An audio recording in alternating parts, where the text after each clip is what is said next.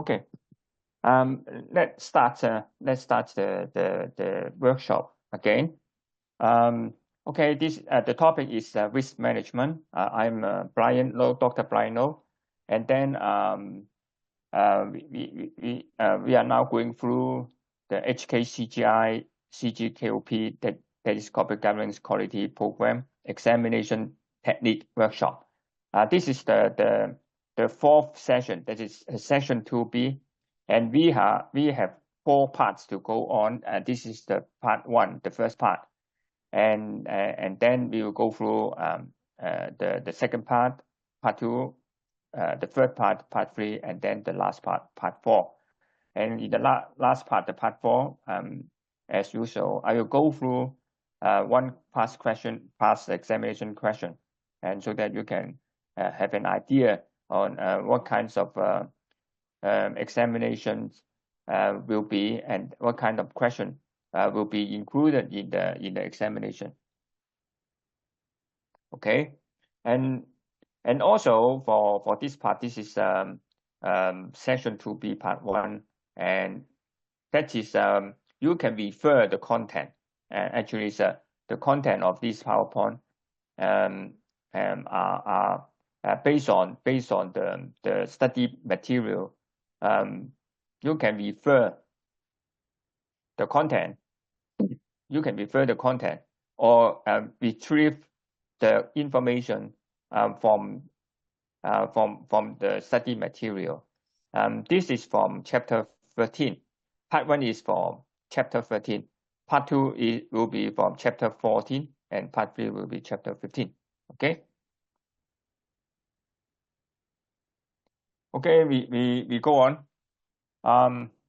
For this chapter, and this chapter will be we'll talk about risk management in practice in relation to the chapter 13 of your study material. Okay, and the topic is risk management in practice. We have already studied the risk management theory and the regulations, and also the basic material, the basic material of the subject, and we understand the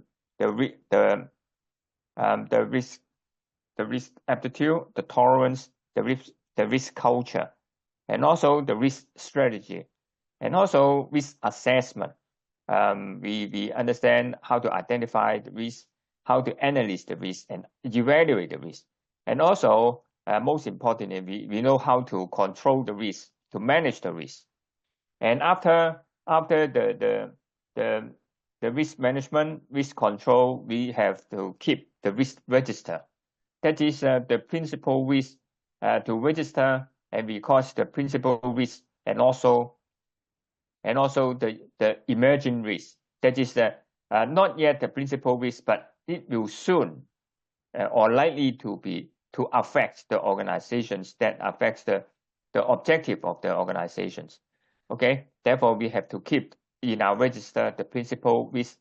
The principal risk, that is the risk that may affect, that may have significant impact to our organization in case the risk item fail or occur. Okay, and then the emerging risk will upgrade or change. If the external environment or internal environment change, then it may trigger the emerging risk to become a principal risk. That is we have to prepare ourselves. Okay, and also for the record for the risk items, and then we have to if I have identified any occurrence of risk or any new risk items that may affect significantly to our organizations, we have to communicate with the departments. That is, we have to communicate and report the risk situations to the department concerned, and also the board of directors, and as well as the management. And also we need to share the informations, the updated informations amongst the professionals, the governance executives. And also we have to review the situations, liaise with the regulators. That is the practice we need to, according to the risk management system. And also, we also understand that we have to comply with the risk. Okay, we will come to the regulatory reporting very soon. Okay, and we have studied the basic theory, and now we for this chapter we are going to go through the applications of the risk management. According to the study material, we will review and study 4 types of the activities, 4 types of applications, namely operation or operational risk. That is in operations. That is all the business organizations, they have the so-called operation, because the operations will bring forth the revenue. The operational activities is the front line. Okay, for example, the airlines, is the ticketing, the airlines, the air flights, and also for the manufacturing, they have the manufacturing plants, they have the machineries, they have the employees, they have the labor, they have the staff, they can support them, and that is their operation. They have to get the supplies, and then after finishing the manufacturing and production, they need to deliver their products and the service to their customers. That is the operations. Because based on the operations, they can get the revenue and also the profit. Like the bank, they have the banking system, they have the teller, they have the ATM machine, they have information system. That is their operations. And for these operations, there will be the operation risks. Failure of the operations, they will result in they may result in disasters. For example, typical example, Bahrain. At the failure of the operations or internal control, and then the whole bank collapse. That is the operation risk, and also cyber risk. Cyber risk, the second one is the cyber risk, risk management. Okay, almost all the organizations to the various extent, they will involve the information technology application, and also they have to they have the external communications, they have the internal communications. All these kind of communications are achieved by information technology, and there will be a cyber risk. Cyber risk, that is hacker. There may be the cyber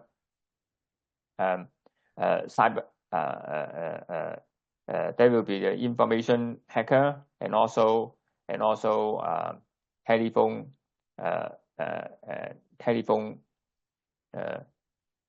hacks, and also therefore there is a cyber risk situations. And then in order to protect the organizations from being hacked by the hackers, they will be the organizations requires to review regularly the cyber risk, and also update their software as well as hardware, and reviews the security system. We will going through that. Typical example is the HSBC. HSBC, Cathay Pacific. Yes, that is a Cathay Pacific cyber risk. Okay, a lot of the customers' names was hacked by the hacker, and also that hack information even include our Visa card numbers and names for the Cathay Pacific's customers. Project risk, of course, maybe organizations, for business organizations, they may involve to a very extent new projects or existing projects. For certain projects, there is for example, for the expansion of or installations of a new information technology extension, or construction of a new plant, or installation of a new machinery, or merger and acquisitions. This can be a project, and project instead of sometimes for a big projects they may involve merger and acquisitions, or setting up of a new company to in charge certain projects. Okay, it depends. It depends on the situations, and they may involve new companies or not. If a small project, of course, that may be conducted within the company for the small size project. But sometimes it may be a very big size. It depends on the situations. And for the implementation of a project, that may involve project risk. Okay, that may the risk, the occurrence of the risk or failure to control the risk may result in the failure of the project. Okay, and then of course that may result in the loss of the whole investment of the project, or even more than the investment. Okay, and of course to a certain extent that may be result in the tarnish of the company reputation. Okay. Okay, and then the last one is the supply chain risk. There is they involve the supply side, the supply management, failure of the supply management, the supply chain risk management. Okay. First one, operational risk. All these informations are actually you can refer the informations from the chapter 13 of the study material. Okay.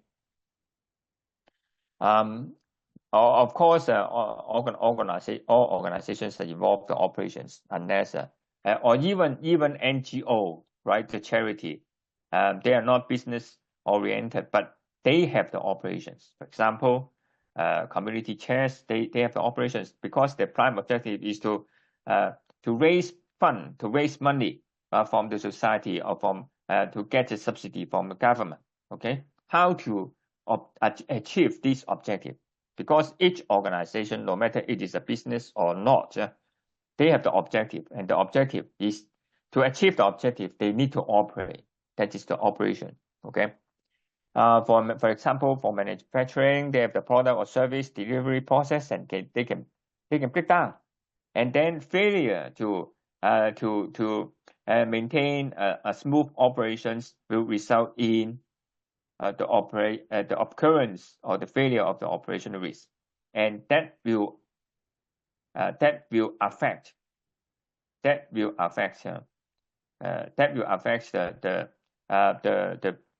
the performance of the company or the business of the company, and that may result in disruption.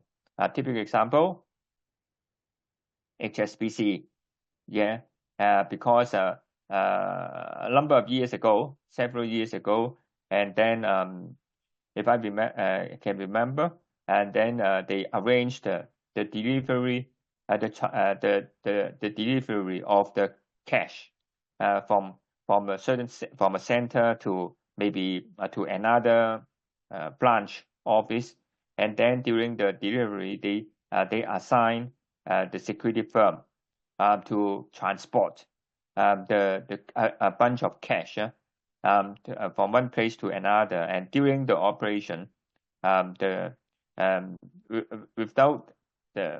the reason why the security vehicle, the door open, and then the cash, a bundle of cash drop on the road, and that is the failure of the operation because of the transportation of the money. Okay.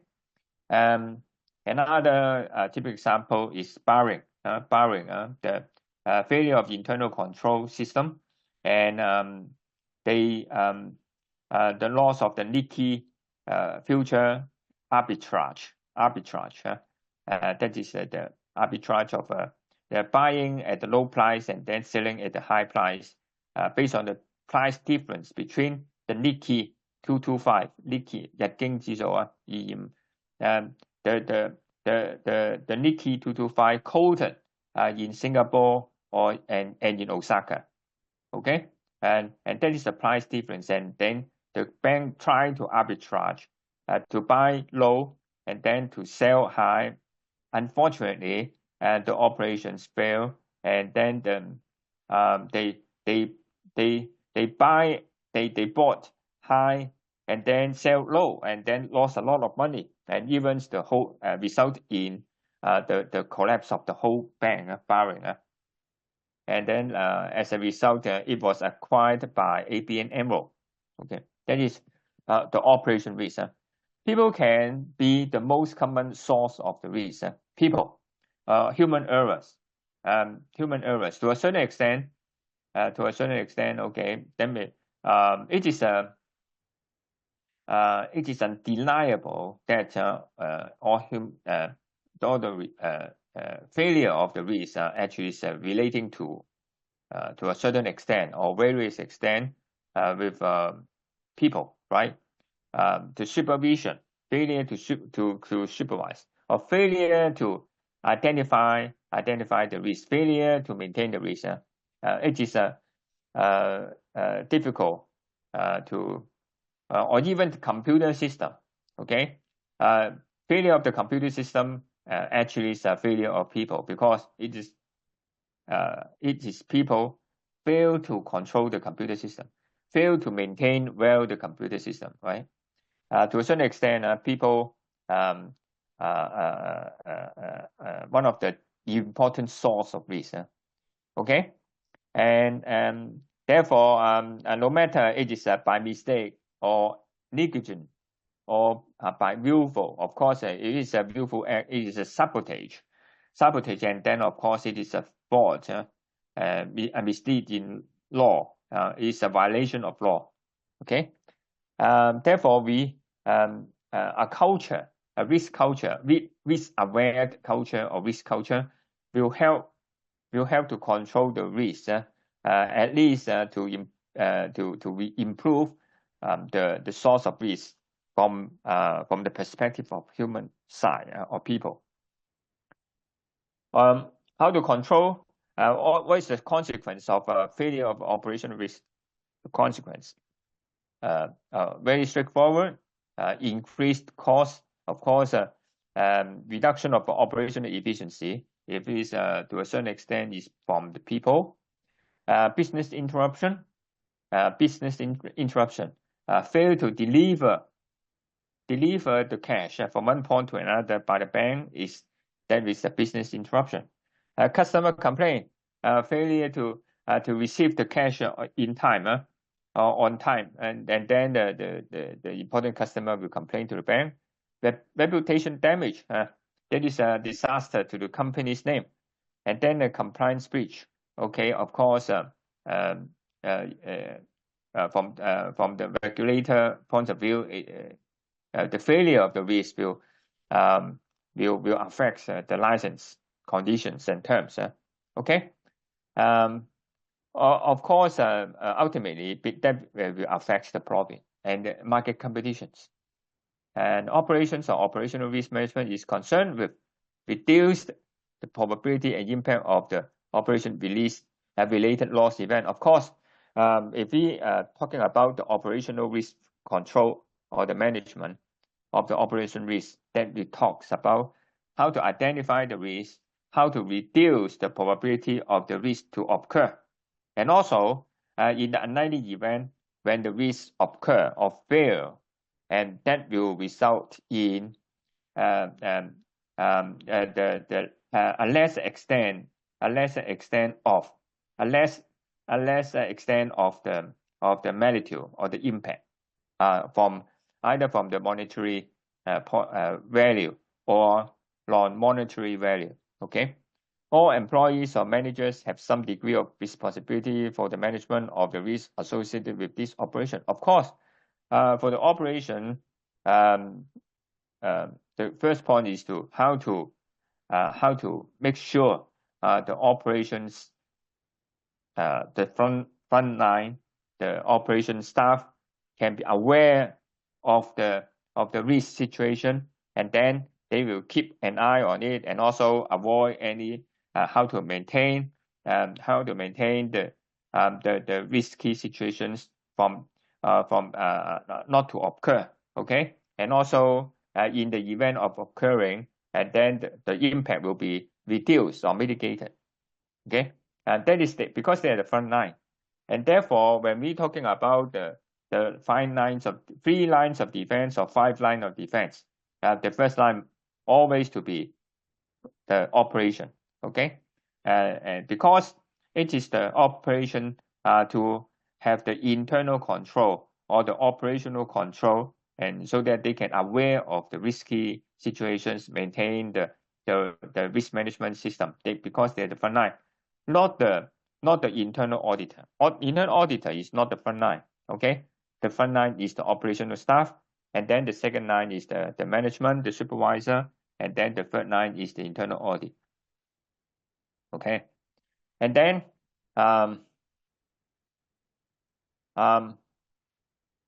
okay, what are the loss event? It is also actually the some sort of the summaries of the risky failures, and what are the typical example of these operational risks.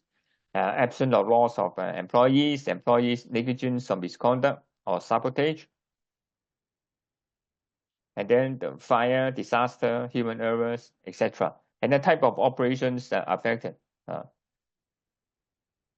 Okay, this is also extracted from the study material. You can go through this. IT system failure, for example, Cathay Pacific situations, hacker for the leakage of customer information, including the Visa card information, machine breakdown, machinery breakdown, vehicle power failure, and then weather-related damages. For example, in Taiwan recently, strong typhoon, and then weather-related damage and cause a lot of damages and the collapse of plants. Okay, operation risk management, not included in the study material. Okay, this is the additional information how operation risk can be managed. Of course, we need to nurture. Sorry. Okay, nurture a favorable risk-aware culture. It is the operation staff as well as the supporting staff. They must have the idea of the risk culture, of risk-aware culture, and then they understand that they have to keep in mind from time to time there will be the operation risk, and also determine appropriate risk attitude. It is the board of directors. They have to review. They have to review the risk attitude and the risk aptitude.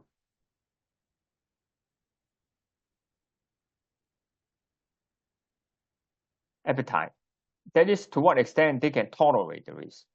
Okay, and then what is the risk capacity of the company, and that is the board of directors to determine appropriate level of the risk appetite, and also formulate and regularly update risk register. They have to identify the risk and then find out what are the significant risks, what is the principal risk, and also the emerging risk, and then keep a risk register, and also implement and maintain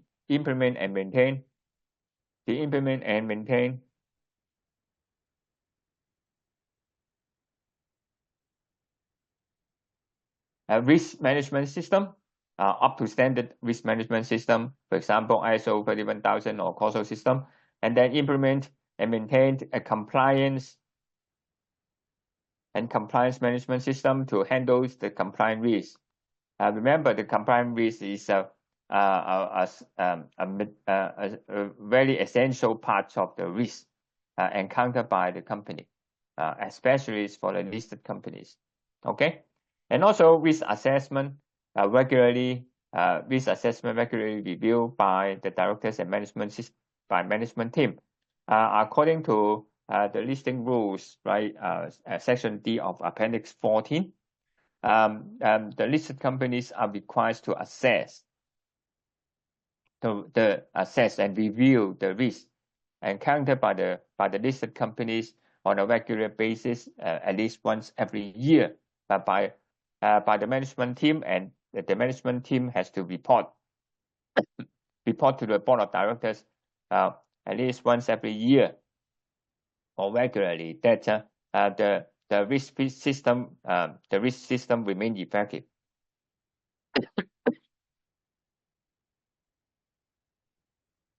Of course, internal control system, a whistleblowing protection system, and then the operation risk may sometimes result in a disruption.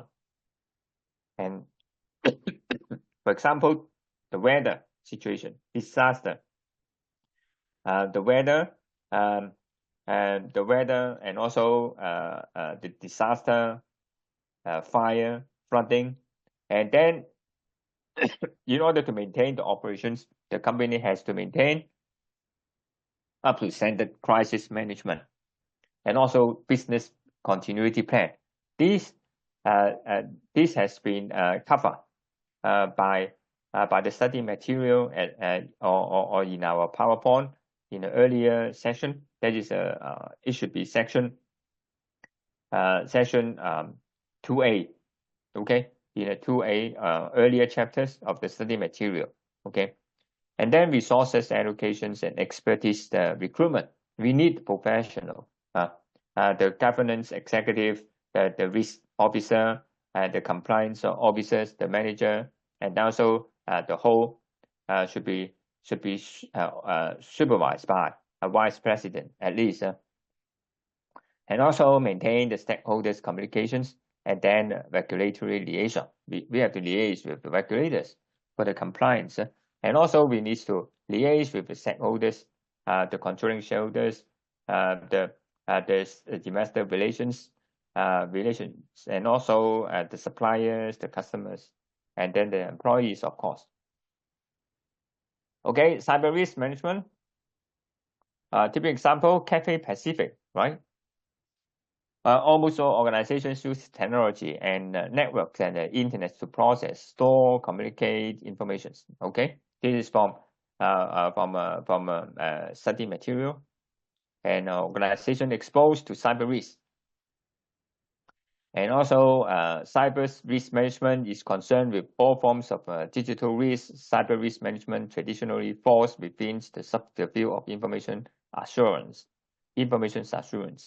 And candidates, you can also get the relevant information from the Hong Kong supplements from the website. Okay, Hong Kong supplements also talking about the cyber risk information, provide cyber risk information, how to protect the cyber risk, how to avoid or control the cyber risk from the Hong Kong perspective. Okay, and you can visit the Hong Kong supplements in the website. Okay. Okay, from the objective of the cyber risk management is to secure the informations, and then of course security, avoid any hacking, avoids the system from being hacked. Okay, only accessible to authorized persons, and they are used only for purpose they are intended. If it is if the system is if the information is retrieved for any mistake, of course it is a violation of law. In Hong Kong, it is illegally obtained or retrieved the information from a computer system is an offense in law. That is 不誠實使用電腦and a complete and intact. Of course, we have to ensure the information in the system is complete and intact. It shouldn't be only partial information or incomplete information, or the information contain some errors. For but we have to ensure, we have to secure the information. We have to ensure only the authorized persons can visit the computer and open the system, open the files, and then download the information. Only the authorized persons can do so. And also, we have to ensure the people using the computer is for the proper purpose. Of course, you don't want your private information or personal information recorded in the bank can be retrieved or downloaded by the bank staff who visit your information just for interest or just for fun instead of a proper purpose. Okay, and then all the information must be contained by the computer system must be complete and intact, and therefore, according to law in Hong Kong, that the information owner can request the system owner, that is the company, to confirm to them the information is correct. Okay. Information assurance is a well-established discipline that works with the risk management and with the IT system, practice, and policy of an organization, applying aspects of the corporate governance to the technical infrastructure of an organization. Okay. Okay. If this information assurance can be summarized, that is what the purpose of the information control or the information risk control is, or the insurance assurance is can be identified into the integrity, that is, information must be accurate and complete. Okay, within an organization's integrity, and then availability, that is, if the information is needed, it must be available. And then authenticity, information, authenticity, information's assets are genuine, authoritative, that is, information's assets are genuine and the informations are valid. Non-repudiation, transaction and communications of information assets are valid and cannot be denied. That is, for example, for the banking system, when they conducted a transaction, when it is completed, it should not be repudiated. That is, it cannot be revoked. Done is done. That is, the transaction is completed. Then, if between a bank, from bank A to bank B, transfer of money. When the fund is transferred and it is completed, then it cannot be revoked. Otherwise, the system will be collapsed. All the information system will be collapsed. Once I have obtained the money in my banking system, but 1 or 2 days later, the transaction is revoked, and then the fund be rewind. I think that should only be done through the court procedure. Of course, if it is a disputed one, then it has to be conducted by court proceedings. Okay. Confidentiality, of course, it is also a basic one. The bank or the information system owner cannot disclose the information to any third parties, which is not related to the information's disclosure. And okay, that is the situation, unless it is required by law or by rules and regulations that you need to disclose the information. For example, disclosure of inside information by listed companies. Of course, it is inside information. That is, to a certain extent, it is confidential, of course, but it's listed companies. They have to maintain the transparency for the investing public, and therefore they have to disclose any inside information in a timely manner according to law, and therefore they have to disclose informations, and because it is by law, they have to do so under the Securities and Futures Ordinance, Part 14A. Okay, they have to disclose information in a timely manner. Okay, this is the certain exceptional conditions. And recruitment, these are the various risk factors. Various risk factors by in relation to the information assurance. Also extracted from the study material. Under what circumstances or situations that information leak may result in disclosure, and what is the consequence?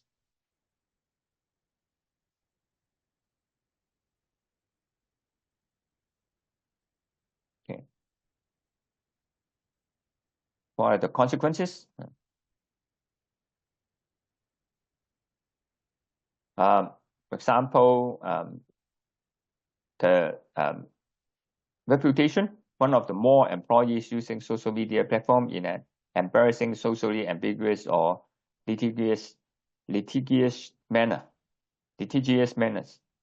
Liability for treatment of employees grievance arising from colleagues or managers using social media to bully or harass them. These some certain situation or scenarios that the leaking of information or failure of information disclosure. Okay, and then the likely consequence. Okay, breaches of the most common one is breaches of confidentiality. Employees using social media platform to talk about workplace, colleagues, clients, or to share commercially sensitive information. Of course,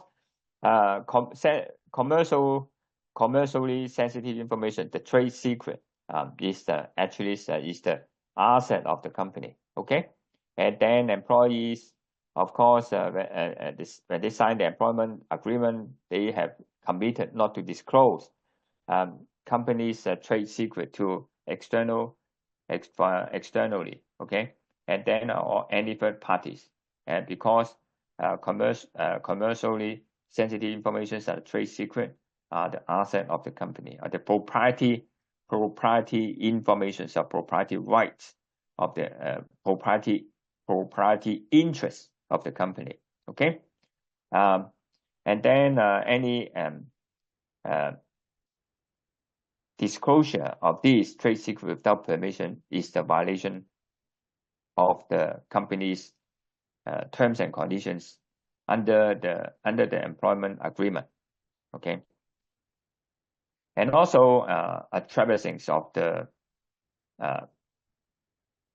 propriety right of the company. Employees losing commercially sensitive information, including loss of their smartphones, memory stick, tablets. Okay, employees using personal email account or poorly protected personal device for work-related activities. Okay, it is a quite common situations, especially after the pandemic COVID-19. A lot of people work from homes, and then they may sometimes not using the company email account, but using their own personal social media account to work, or to send out certain informations to the colleagues without but based on their own personal account instead of the company's email account, and that may be a loophole or a gap in the information security system. Okay, privacy issue in monitoring use, legal dispute, employee grievances where the monitoring of internet use on the corporate infrastructure, etc. cyber risk management, certain proposal or suggestion. Of course, it is not an exhaustive list. This is certain certain suggestion or proposal from the writers of the study materials. And then, of course, the companies are strongly advised to consult the expertise on these areas. And this, based on these preliminary recommendations, for example, technical control, the system based on safeguards. Usually, the computer system must be well secure with a physical security system or password, especially those key points, key system, and physical control, and then procedural control, people control, and legal control. Okay. Employees have a responsibility for the management of the cyber risk. Employees, of course, all employees, because each the companies, the work is based on computer system, and then especially people always work from home, and then of course the board of directors has to be well supervised, supervise this the IT system. IT system is because it's well related with the management system, and also the risk management system, the compliance, etc. It is also relating to regulations, because typical example, Cathay Pacific, it has to maintain information system, the security of the system, the completeness and accuracy of the system, and then the control of the system from being abused by from being abused from improper use.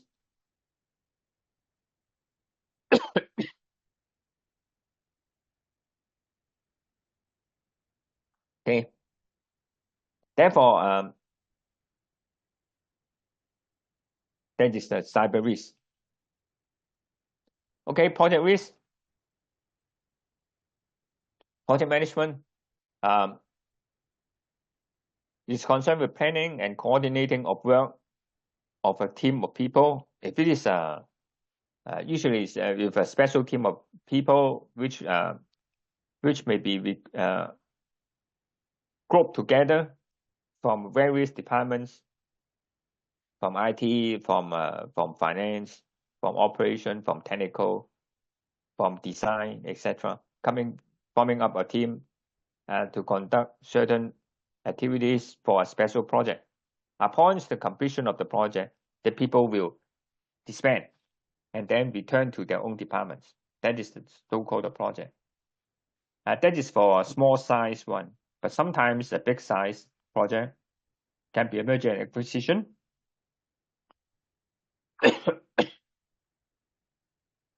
We setting up a new company or expansion, and that is a team up with a big project. Okay, therefore it depends on the situations. It depends on the situations. Okay, and then example of the project within an organization. Within an organization, that is within that is usually the small size project within an organizations that does not or do not involve in a merger and acquisition. Okay, designing and implementing a new IT system, setting up a new IT system, modification, for example, moving or refurbishing a work site, decoration, refurnishing of a new work site.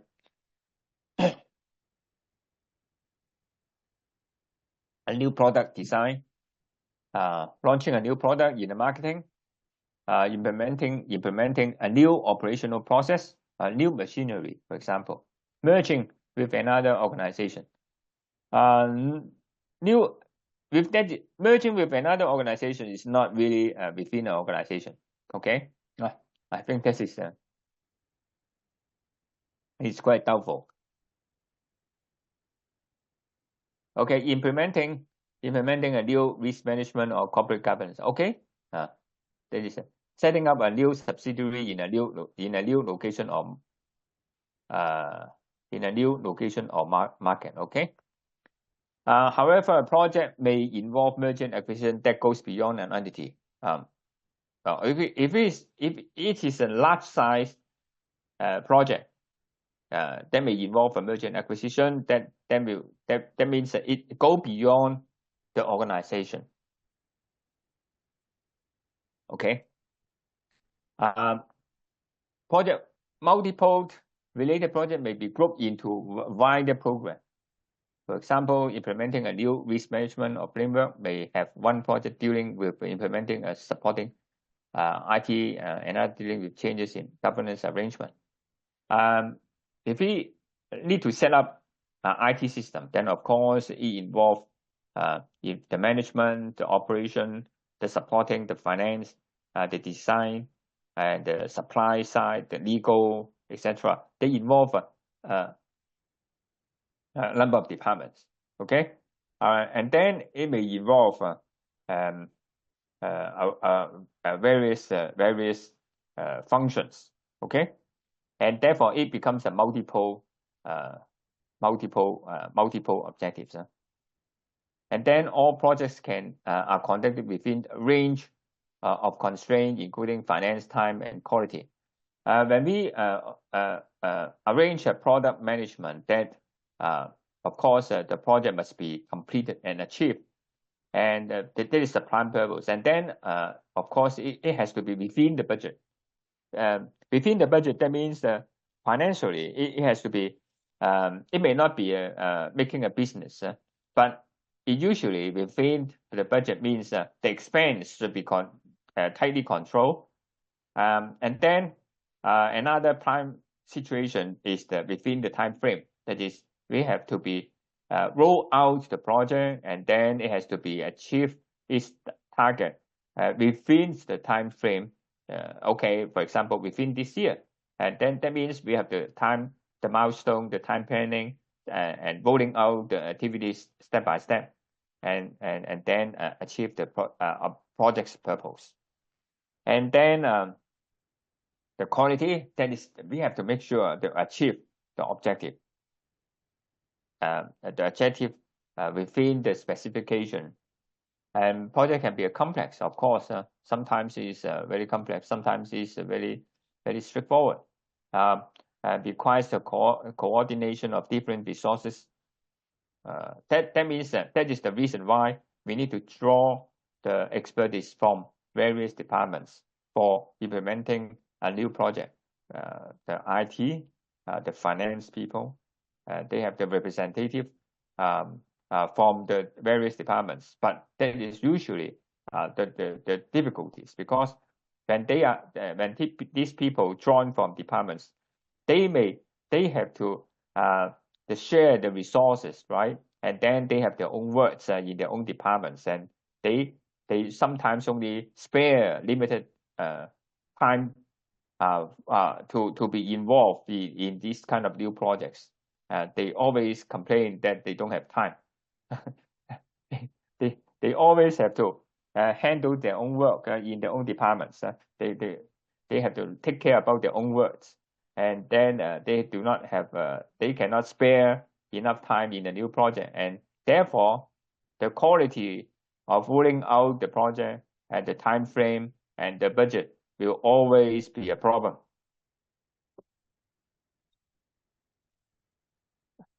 Okay, poor quality. Of course, the new system may not be unreliable. This is the possibility of the outcomes of the poor outcome. And then project risk ensure the project objective, the budget, the quality, the objective, and also the time frame, and also the compliance. These are the prime situations, the key points for the rolling out of the projects. And then some writer come out with it is also based on the study material. Some come up with the 9 phases of process of managing risk within the projects and program. Okay. First step, define the objective, define the project. That is what is the borderline of the project. What are the objectives of the project? Define the objective, and then be focused. Be focused to the objectives, and then team up the people, get the resources, get the expertise from the departments. That is and then come out focus to work. Identify the threats and opportunity. What are the risks? What are the risk assessment? What are the problems? What are the difficulties that we are facing in achieving the problem, in achieving the project? Structure the work, and then the time frame, the rules, the procedures, the steps, and then the ownership. Assign the risk to owners according to the type and the severity of exposures. Identify the risk situations. What are the risks that may affect the project, the success of the project? What are the KOI, key operating of the success? Estimate, continue the risk exposure to keep track on any changes. Maintain the system. Evaluate the problem, evaluate the risky situations, the project risk management activities, and then plan. The project plan, associate risk management plan, manage to control the risk, control the difficulties. Okay, and finally is the supply chain risk management. Supply chain, deal with the suppliers. Suppliers, of course, is one of the stakeholders. We have to communicate with them to let them understand what we require in the risk management system, and also how they can work together with us in order to achieve a win-win situation, win-win solution. Okay, therefore we have to always maintain maintain the supply chain risk management.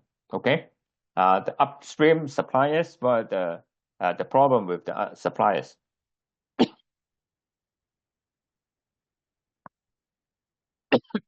As usual, they're the upstream, and the quality of the goods, the delivery, the quality of the goods in a timely manner. Of course, a disruption, the cost. If they fail to deliver the supplies within the cost estimated cost, of course it has to be governed by agreement, supplies agreement, and in order to control the risk. If they fail to deliver the goods at such cost, in such timing, according to the terms and conditions of the agreement, then of course we can take actions. But the problem is, if it is the only suppliers, even though we can claim the suppliers by default, it will still result in the disruption. Therefore, for a good supply risk control, we have to establish certain mechanism to safeguard ourselves from being disrupted by the supply side. Okay. Supply chain management continue for the problem causal factors, including bankruptcy of the upstream supplier. Oh, okay. Of course, if they encounter financial situations, they cannot maintain the operation. Okay, that means we have to select the correct suppliers and then do the due diligence. Okay, and then change in the specification after an order. Okay, that is a default. in the supply agreement. Cyber risk, hacking attacks of our suppliers. Okay, it is difficult. It is difficult to control. Therefore, it is you have to do the due diligence to investigate the situations. We have to investigate ourselves and also investigate the information system of the suppliers, and then ensure the interface between the two systems, and then ensure the security of the cyber risk of the suppliers. We have to face a lot of difficulties. Financial risk, of course, this can be done by due diligence. To know our finance, to know the finance situations of the suppliers. Human errors, difficult to control. Social political risk, weather events, so difficult. Of course, bribery and corruption. And we have to ensure that the suppliers understand that our policy. Okay. ABAC, anti-bribery, anti-corruption, anti-bribery and corruption policy. That is, we will not. We have the policy that the companies will has adopted the so-called ABAC policy, and then supply manager will refuse any bribery and corruptive practice with the supply side. Okay. Supply risk management is concerned with identifying, assessing, monitoring, and controlled supply chain risk. If done correctly, an organization should maintain the continuity, quality, affordability. Okay. Therefore, in examination, for example, if we talk about the supply risk management, then we have to talk about what is the supply chain risk. What is the supply chain risk? What are they? Okay, what will be the consequence? And then we have to talk about what do we mean? What is the meaning of supply chain management? What is it concerned about? And also, what are the procedures? What are the steps? What are the system that we can help to handle the supply chain risk management? Okay, this is the examination techniques that if we are asked about the supply chain risk management, then what should we do?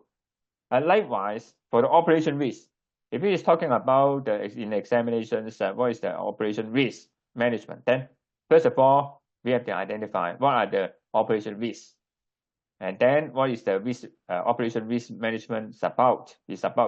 And then we write a paragraph for these. Okay. Therefore, when we are talking about the supply risk management, that is, we are talking about to identify the supply chain risk, and then assess and evaluate, and then the consequence is very serious, and therefore we need to handle it. And then according to the study material here, this is important for a number of reasons. The importance for supply chain risk management to understand the effectiveness of this arrangement and each organization's ability to manage loss event and could disrupt the supply chain, because the consequence is so serious. It will cause disruption. It will affect the quality. It will affect the company's reputation. It will affect the operation of the company, and then it will affect our relations with our customers. Okay, it will result in the financial loss of our company. Therefore, that is the consequence. Okay, and then therefore we need to control the risk. First of all, we have to identify the risk, and then evaluate the risk, and then evaluate the risk, and then assess the risk, and then how to manage the risk. Okay, therefore we need to set up the supply chain risk management. How to manage the risk? Okay, for example, ensure For example, due diligence to understand our supply side, the supply, whether it is the only one. If it is the only one, then can we establish a new one, a multi? That means that we can establish a duplicate supply or more than two or even more than two, and then we will come to this in a later PPT. Okay, that is we have to do the due diligence. Okay, we have the supply contract to control. There are various types of method to do it. But first of all, we need to understand the effectiveness of this arrangement. Identify the risk. Ensure each organization's internal control, of course, ensure the supply side, whether it is a reliable supplier or not. Okay, to ensure each organization's environment management and health and safety management activities are appropriate and do not expose others in the chain to reputation risk. Okay, this is from a supply from the study material. The additional one, additional informations not included in the study material. Additional technical actions in additional to understand and ensure your suppliers. For example, to control supply chain risk with comprehensive supply contracts. Of course, we need to enter into a very comprehensive supply contract to ensure, in case of default, what will be the consequence. That is contractual controls, and then that means every concerned parties will take it serious. Okay, in case of default, what will be the consequence? Okay, in case of default, then the supply side default, we can go away, and we can immediately find another one suppliers as an alternative. Okay, without any penalty or consequence. Okay. The second one is to diversify the supply chain to develop additional suppliers. To establish another one, of course, two reliable suppliers is better than only one. Okay, of course, the first one will be very reliable, but we can if you can be better to have at least two suppliers or even three reliable suppliers. Okay, then we can share. We can share the supply with two suppliers. We can avoid the exclusive supplies problem. Okay, and then we can diversify the supply risk. And then the third one to implement backward integration to own the key suppliers. Okay, if it's the key suppliers, we can backward integration. You can purchase a merger and acquisition to buy out the suppliers and to ensure the source of supplies. To sanitize the parts or components so that an entity can easily obtain the supply from the market. If you can design the product in a standard components and parts, if it is a standard one, we can easily make it available from the market. If the suppliers is under disruption, okay, of course, the failure of the suppliers will not result in a disruption of the manufacturing of our own company, because we can source these standard components and parts from the market easily. Okay, and then to stop at certain level of supply buffer. Okay, you can keep it stock at the optimal size. For example, 1 month's supply. Of course, for the Japanese, many years ago, they called it just in time management. Okay, that means we in order to if we understand the supply is not so reliable, then of course we have to maintain certain level of supply. And then to impose high level of performance incentive or genuine pre-estimate of loss. High level of performance incentive. That is, if you can, in additional to the cost, to the supply cost, then we can rather if we understand the reliability is so important, and also this is the only exclusive supplies, then we can provide certain performance bond or incentive to ensure the conduct, the conduct or the performance of the supplies. If it is satisfies the quality and time of the supplies, then we can provide a bonus to them. Okay, that is the so-called performance incentive. Or otherwise, in a genuine pre-estimate of loss, if they fail to provide or perform the delivery or in a timely manner in such a quality level, then we can impose a penalty. We usually in contract call genuine pre-estimate of loss as a penalty, so that the supplies will ensure that they can perform according to the contract. Okay, these are the possibility. And CSR and sustainability.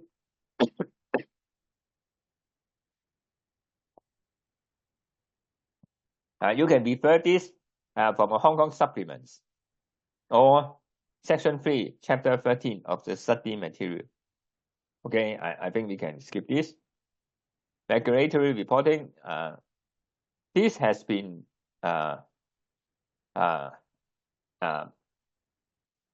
coming out as an examination paper should be 2024 June. Reporting, regulatory reporting, and the risk report coming together becomes one question. Okay, it is difficult to say that it will come out again or not, but okay, it's well to understand what is the meaning of the regulatory reporting. Regulatory reporting, according to rules and regulations, we have to report this and that. That is a variety of functions may be involved in regulatory reporting. Some may have responsibility for a number of reports. Others may only be involved in specific types of regulatory reporting. The following functions are most often involved in regulatory reporting. Who are they? Directors, of course, for compliance, internal control, and risk management, according to listing rules and the company's ordinance in Hong Kong. For example, the directors has the responsibility to disclose and report according to the listing rules. Typical example, in the annual report of the listed companies, they have the so-called directors report, as well as disclosure of financial information according to the appendix 27, according to appendix 16, as well as appendix 27 of the listing rules.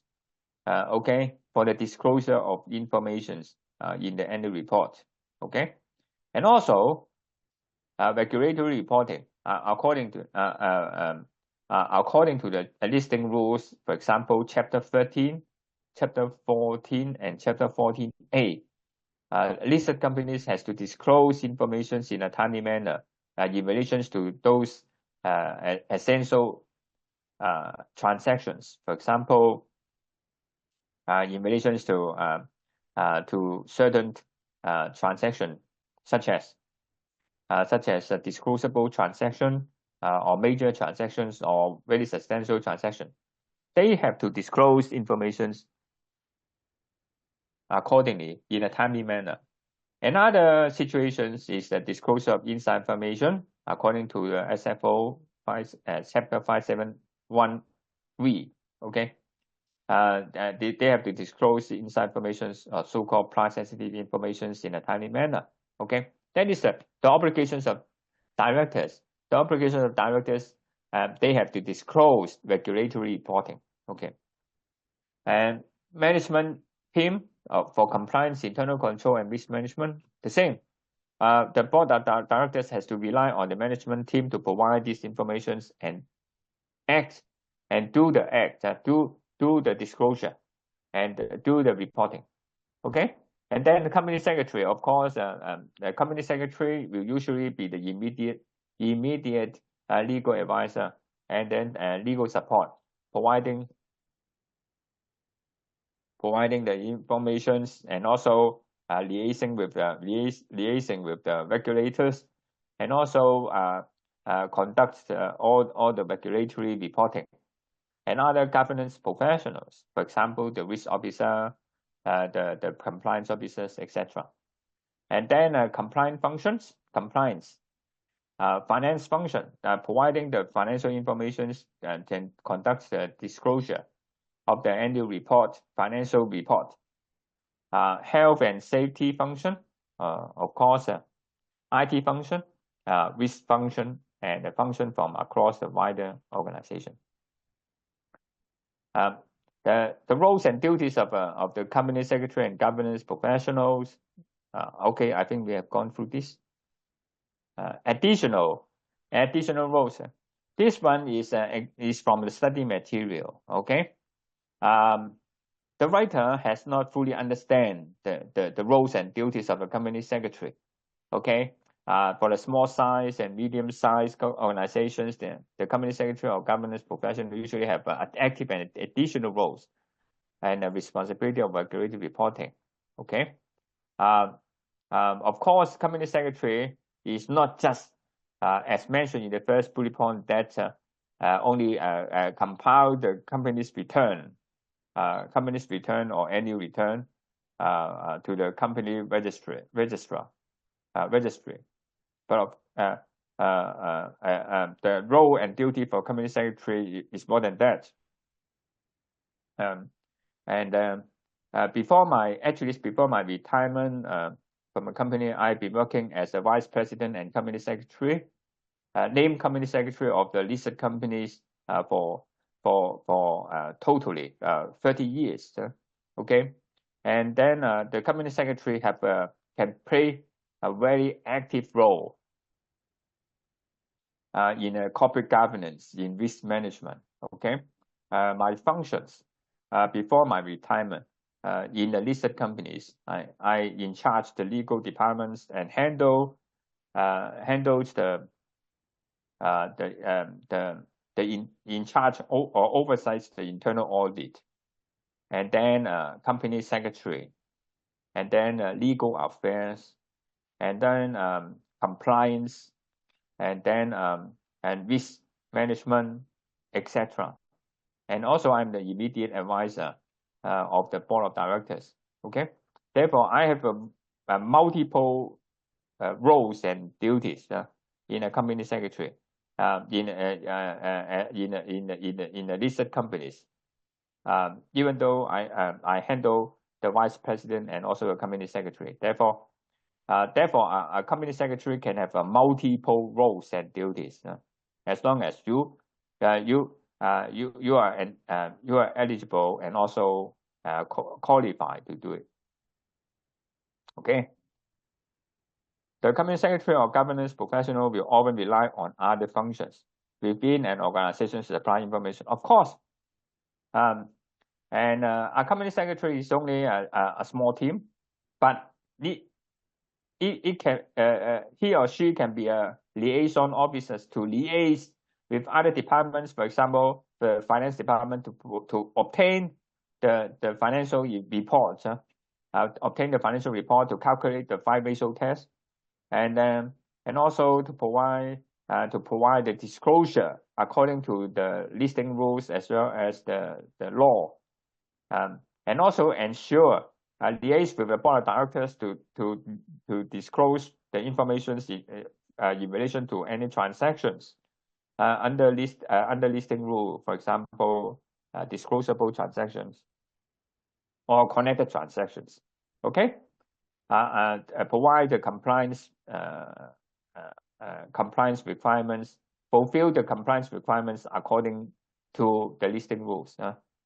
And therefore, we have to liaise with the concerned departments. For example, disclose the ESG reports, ESG report, environmental and social reports according to Appendix 27. Appendix 27 of the listing rules. Okay, therefore, a lot of rules and duties for the company secretary. Okay, therefore, in the study material, the disclosure of the company secretary's roles and duties for the regulatory reporting is quite limited because the writer himself is not fully understand the role and duties of a company secretary.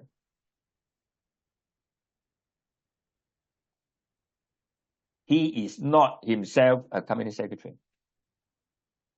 I am. Okay. Therefore, a company secretary and a governance professional not included in the study material. Okay. The first one is to lead compliance risks on the listing rules, according to listing rules and SFO. Disclosure of, for example, for the listing rule, chapter 13, 14, 14A, appendix 14, and also appendix 16, appendix 27. And then for the SFO, disclosure of inside information, disclosure under a DOI, disclosure of inside information as well as disclosure under the DOI. DOI, that means disclosure of interest. That is for disclosure of interest, that is a substantial shareholders who control 5% or more under the SFO. And also for the directors, has to disclose their shareholding information within the 3 days after they have increased or decreased the shareholdings in the company. Okay, that is the so-called DOI. And then to in charge or play active role in the risk management and compliance management, especially in disclosure, operation, and reporting. To in charge to play active role in the internal control system or whistleblowing system. To support directors, especially independent directors and audit committee, and the risk committee and on disclosure and reporting. One of the active role for the independent directors is the audit committee. And then audit committee can also include their function as a risk management function. Risk management function and internal control according to Appendix 14, Section D. Okay. Therefore, and then the company secretary is the secretary. Normally, is the secretary of the audit committee. Therefore, it can play a very active role in the audit committee. To liaise and report with the stakeholders and regulatory bodies. Liaise with the listing division of the stock exchange. Liaise with the SFO. Liaise with those regulatory bodies for which the companies is working with the operating license, for example, telecom license or broadcasting license, to play active role in the training and periodic review, etc. Okay, this is the end for part 1, and then we continue to part 2. And then we go on to the chapter 14.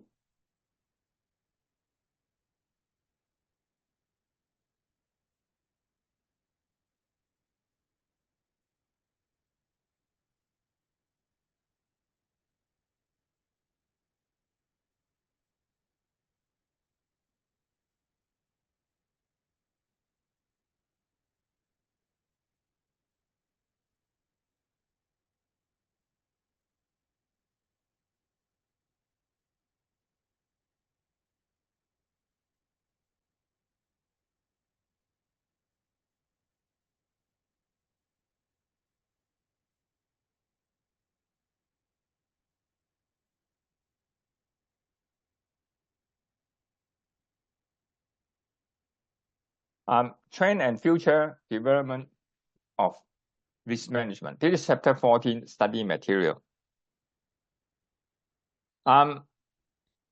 this is talking about the specific risk, in addition to operation risk, the project risk, supply risk, and the cyber risk.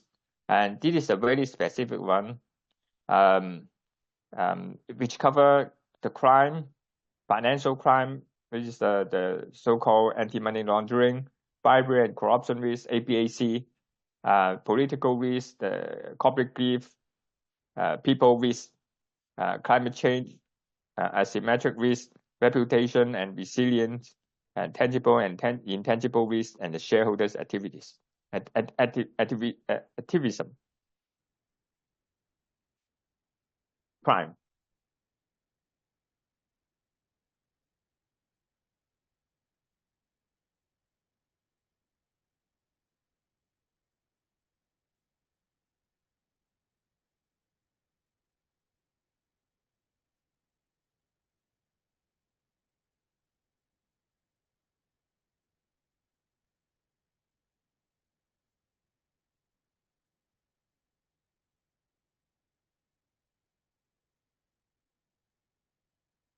A crime is an unlawful act that merits a punishment, usually in the form of a fine or imprisonment. To be convicted of a crime, certain conditions must be met.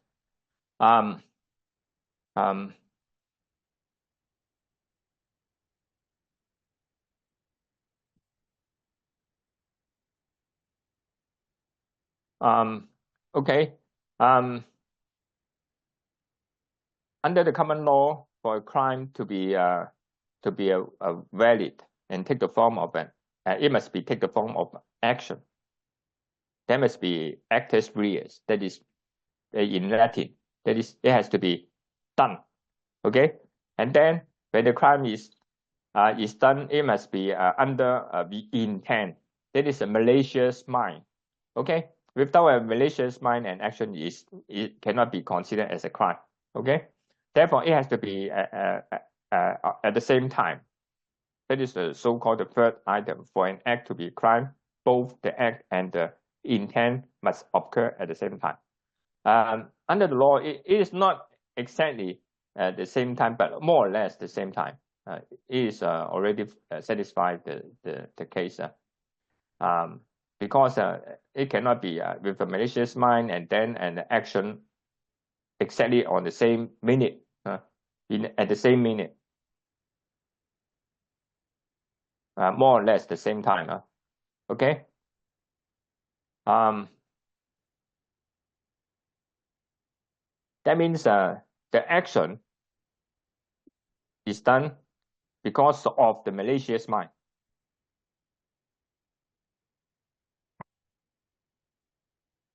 Crime can be committed by employees or by non-employees, such as third-party vendors, customer or cyber crimes, cyber criminals. In the context of business, crime can be classified into the following four categories: offense against an individual, offense against property or service, violation of laws, and others offenses, etc.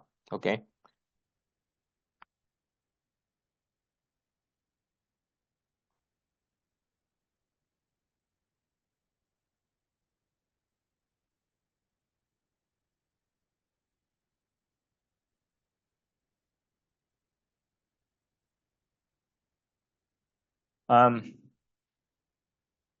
Workplace violence, a crime against individual, actually. Workplace violence against individual can also take the form of harassment, intimidation, or other threatening behavior. Quite a common one is so-called sexual harassment, bullying. Okay, victims of such violence would generally be entitled to receive monetary compensation. Sometimes, compensations in certain situations if the organizations fail to act on an initial harassment complaint that later results in physical assault on mistreated employees. Of course, if it is a physical assault, it is a violation of law, common assault. Okay, certain occupations come from with a greater risk of such offense occurring, including roles where employees are responsible for money. Oh, okay. This point is actually that certain position, certain posts are more prone to violence, prone to workplace violence. For example, the bank teller. Okay. Therefore, they are safeguarded with the metal frames with windows, strong glass window. Okay, and then for the security staff, for the safeguarding the transportation of money, of cash. Okay, the soldiers, right? They are in the dangerous. They are in dangerous posts, and those security guards, and then the reporters or journalists visiting the war zone, right?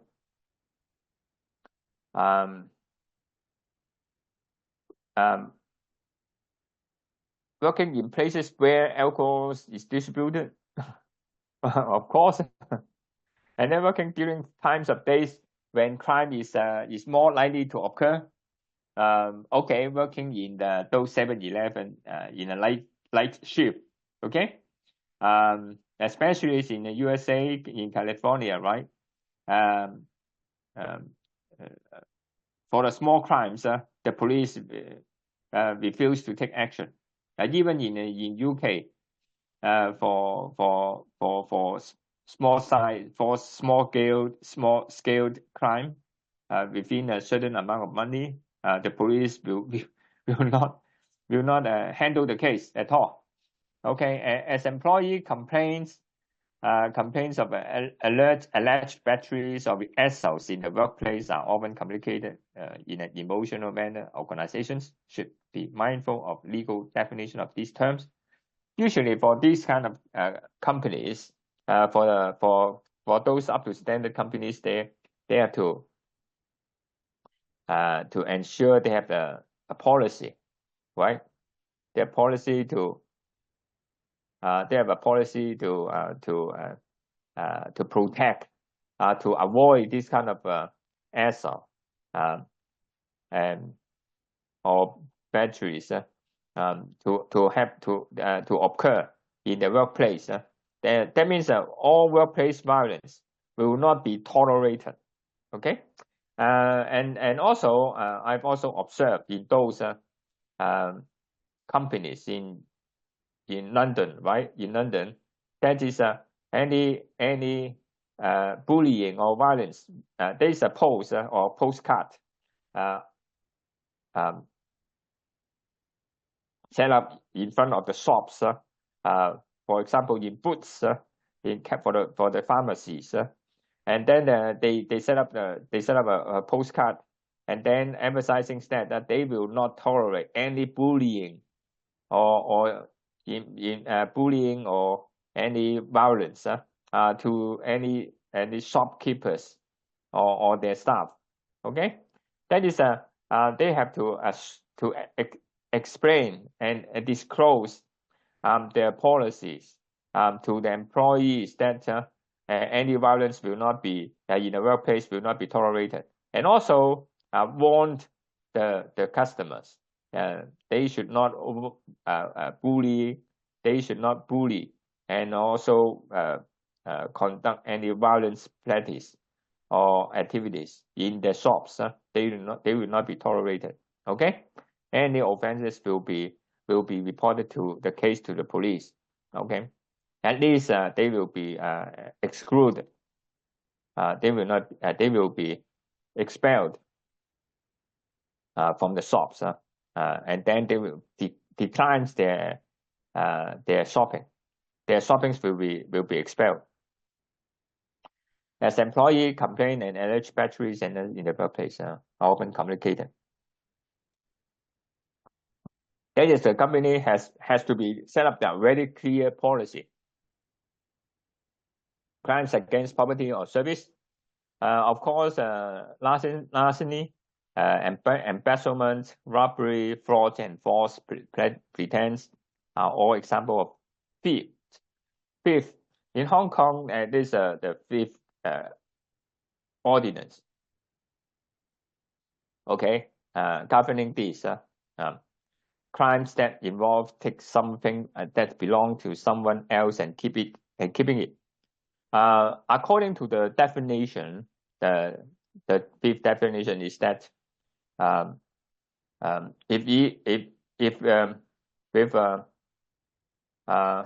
thief is defined that somebody taking away your property with the intention to keep it permanently. Okay, and that is a violation of law. Okay, that is the definition. Therefore, and crime that involve taking something that belongs to someone else and keeping it with the intention to keeping it. Okay, that means if you do not have the intention to keep it, that is some sort of borrowing without permission. Okay, robbery involve an act of violence. Of course, you have to show it that you do not have the intention to keeping it. If you taking it away, for example, you keep it locked that I just take it out, for a few minutes and for reference, and then I will return it to you soon. If you have any problem, you can call me with a telephone number and the name. Okay, then you can show it to you can show it that you have left a note to the owner. Okay, and then embezzlement, then is stealing properties of the asset from a company, and sometimes misappropriation of fund from the company. This is of course a crime by the directors or any financial officer. Okay, for the small items, it is difficult. For the small items, for example, the puncher, the staples, the pens, is difficult. It is in a very gray area. It depends on the company's policy. Okay, and usually the clear demarcation is on the capital asset, the fund, the money. And fifth, can be committed without the other person's knowledge by using a deceiving or intimidating technique, although it is often associated with tangible asset or for example, money. Fifth can also be service, such as an employee using his or her company's computer for personal need. Using the company's computer for personal need, it is very unclear. And it is a gray area. Sometimes, of course, it very depends on the personal conduct. Employee theft can damage your organizations financially unless it is covered by insurance. It can also harm the organization's reputation. Companies can take the insurance policies to protect the company's assets from employees' embezzlements or robbery. Okay. Cybercrime is a relatively new but growing threat. Okay, this also actually refer. You can refer this from the study material, chapter 14, and also from Hong Kong supplement. Countering work crimes, workplace crime. How to control the workplace crime. To prevent crime for the workplace, organization increase employ specialists. For the shops, usually they will put the security at the entrance or the exit of the shops.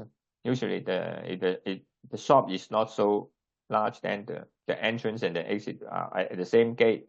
Okay, they they will appoint a security guard sitting there, and then as a flattening effect to those shoplifters who try to steal the shop items without going through the till. In London we call this the counter is the till, okay, without going through the teller. Okay, clear organization policy, checks and procedures. Of course, there must be very clear procedures, policy and procedures, not just protecting from being steal anything from the shoplifters, but also from the employees. And very clear procedures, even for the supermarkets, the staff of the supermarkets. If they want to shop in the supermarkets, they have to go through a procedure. Okay, and continuous training for employees, regular audits, and then security camera surveillance for every counter. It has under a security camera surveillance, covering the procedures. Okay, I can still remember a case in Hong Kong. For a Cross Harbour Tunnel. I'm not too sure is a Cross Harbour Tunnel or whatever tunnel. And then a counter collecting the money, keep additional $1, overpaid by a vehicle crossing, but it is copied by the surveillance camera, and then the counter keep the $1, additional $1, and keep in their pocket. The company put the case to court, and then the staff who kept the $1 was found guilty. Okay, this is a genuine court case reported in Hong Kong. Keeping $1, and then lost the job, and also lost the case under criminal offense. And then security management software solution help to manage risk, access control system. That is in case it is coming out from the examination for the crime, then you can always first of all, you have to, for example, for the crime, you have to write introduction that what is a crime, what is defined in crime in law, and then what are the types of crime, and then what will be the consequence, and then what are the types and variety, and then how to control for the workplace crimes. And usually for this kind of discussion, if it is not a case, if it is not a case, and if it's just a section B question, usually it's just for 5 marks to 10 marks, and then you can write. You need to write for that. 5 marks to 10 marks of this kind of a specific risk. Financial crimes for anti-money laundering. Anti-money laundering. I think you can visit the study text and also the Hong Kong supplement for this, for details. The same situations. What is it? What is the definitions? What are these? What you need to discuss about the variety of this, and then what are the how to control this kind of anti-money laundering, the money laundering crime, and then what are the guidelines. Therefore, you need to write a lot about 5 minutes or 5 marks or 10 marks in examinations. Bribery and corruption, okay, the same. refer to Hong Kong supplement. In Hong Kong, usually it's called the so-called ICAC, right? Corruption, anti-bribery, ABAC, anti-bribery, anti-corruption. Okay, and then the law is the appendix. The law is the chapter 201 or 200. Should be chapter 201 ICAC.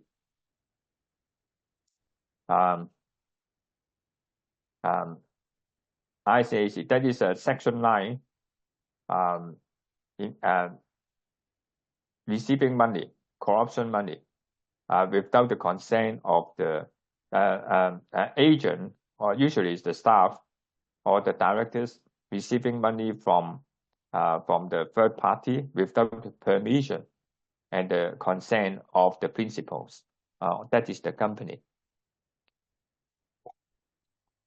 Okay, corruption, section 9. And therefore, you refer the case, you refer the information from the Hong Kong supplement for Hong Kong information. Otherwise, you go through the study text, chapter 14, and then it comes out to the political risk, study material. Political risk. Typical example is Zhongheng, right? Zhongxing. I've go through this in the section 1B, right? Section 1B, PowerPoint, section 1B, part 1. And also, you can go through this in the chapter 14 of study text, study material. And certain typical example, the war, right? The Ukraine and Russian war, and also export license situation like the Zhongheng, right? And also export license from USA, doing business with Iran. These are the political risks. And also, for example, Taiwan Strait situation or South China Sea situations. These are the political risks. And also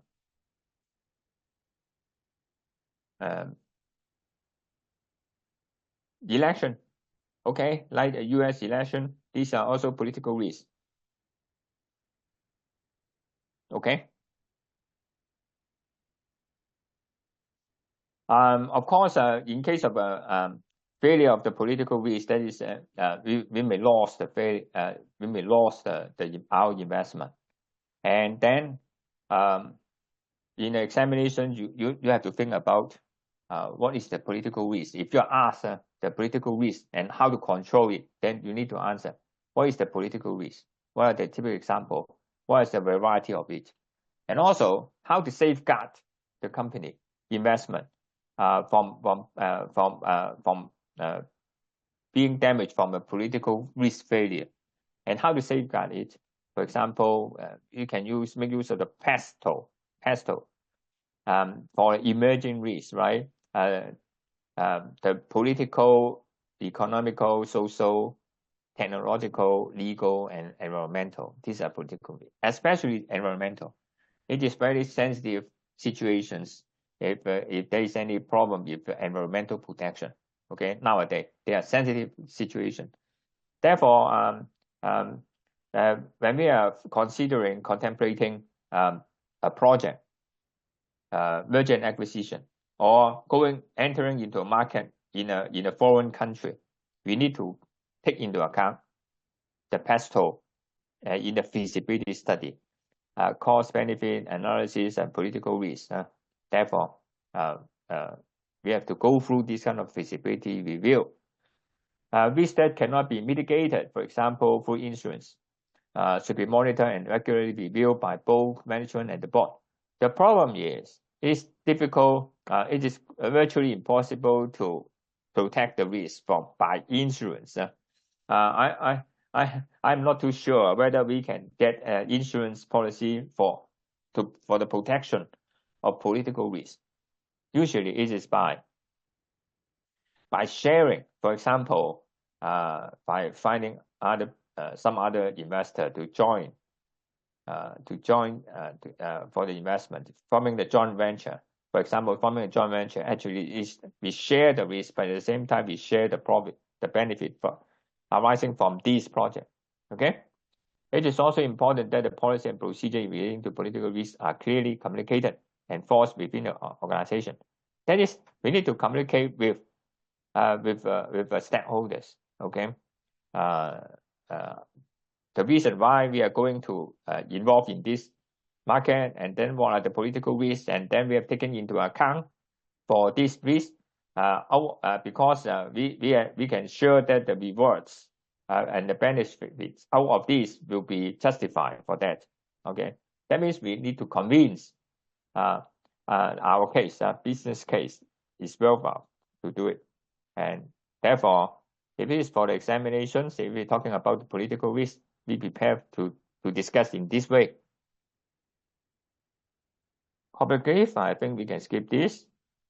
People risk. This examination question in June 2024 for people risk. I'm not too sure it will come out again or not, but it's worth to study it. Behavioral risk for people, especially in the workplace. Sometimes from negative employees' behavior, bullying, right? Negligence, aggression,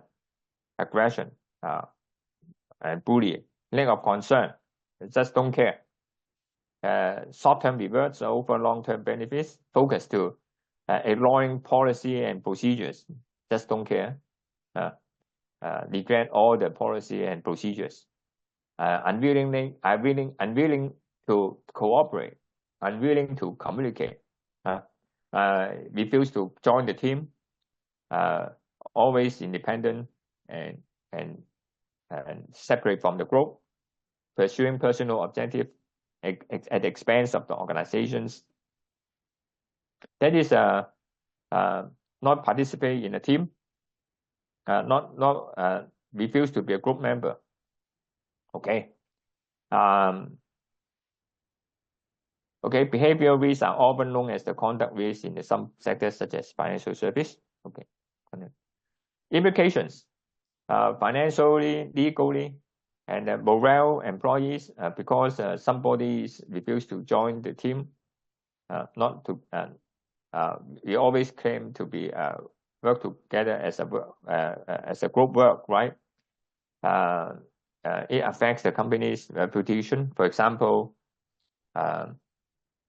disclosing information to the third party outside. Okay. Behavioral risk can be managed using a range of common risk control, including training, communications, and then segregation of duties, whistleblowing.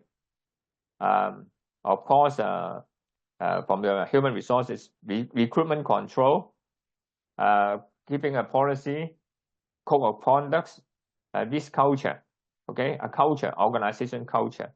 Explain to the staff that we need to work as a group instead of an independent person, okay? And then we have to work together, cooperate with each other so that we can come up with a concerted effort. And then equipment control, aptitude test, and code of conduct. To explain to them, we have to conform in this way instead of bullying other people. Okay, recruitment control, code of conduct, and then risk culture. Okay.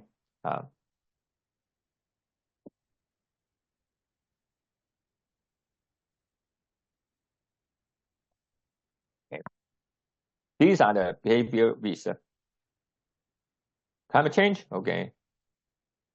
two issues: physical risk, that is in case of climate significant change, flooding, droughts, hurricanes, typhoons, like in Taiwan, right? What will be the damage to the operation? The plant, flooding, stopping of machinery, stopping of operation, especially, for example,台積電, right? Because any typhoon may cause a disruption of the operation. That is very, very sensitive information, sensitive situation. Therefore, when they design the plant, they have to take into account the typhoon situations, the flooding, this disaster, right? Then they have to take into account in the design. Then whether their plant, their machinery can withstand this kind of physical risk. Okay, there's a climate change situation. Another one is a transition risk. Okay, when the political situations that the carbon print, carbon print, and as well as the green policy, and then the nuclear plant policy of the state, of the country, and then we have to the business have to conform to this, and therefore it is the company has to consider whether they will continue to operate in this country or in this environment. That will cause a transition risk. Okay, and then how to control this? For the physical risk, then they have the so-called crisis management business continuity plan, and then they have to identify the risk, whether their risk capacity can withstand this kind of climate change or typhoon situations or flooding. For example, flooding, annual flooding in mainland China, Henan, Jiangzhou, right? Flooding, and then makes the Foxconn, the Honghai, operations become has to be suspended. The annual flooding, right? And then when they set up the plants there, they have to take into account this, how to handle these kind of disastrous situations, crisis management, business continuity plan, periodic review, etc. Therefore, when they have to control this, risk-aware culture, effective stakeholders communications, resource allocations, top management support, and external expertise, etc. Asymmetric risk. In examination, if they come out usually for short questions, 5 marks, in maximum 10 marks. Usually 5 marks. You need to write about what is it. Asymmetric risk is such a low resource attack, and that has large consequence. Keep giving an example, and then organizations are exposed to it. Of course, almost all organizations are exposed to risk, especially in these technological advanced situations, facing the cyber attack, right? And then how to control it, asymmetric.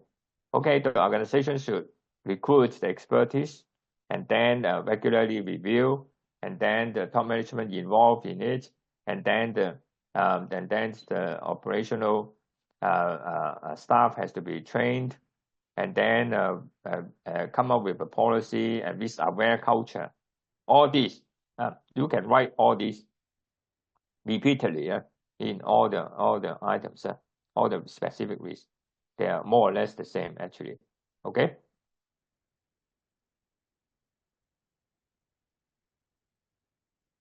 Okay, reputation,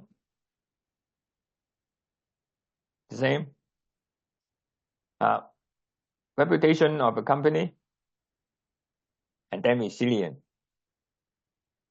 You can refer this from the study material, and then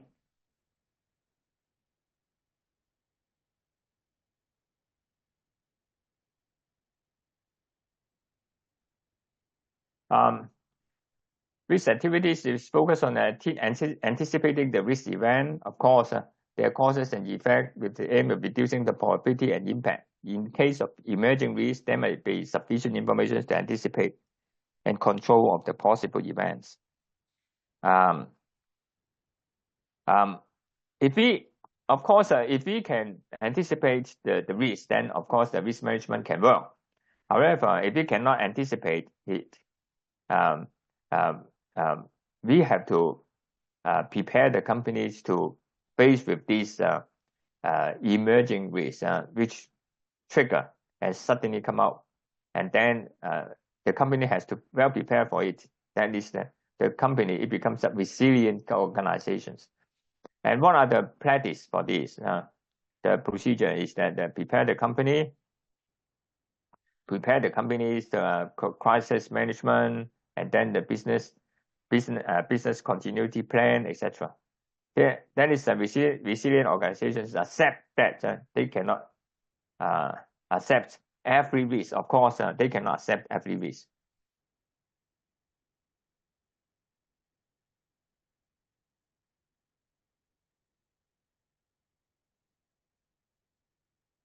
They cannot accept, and then they prepare the unexpected by designing the effective crisis management and business continuity plan.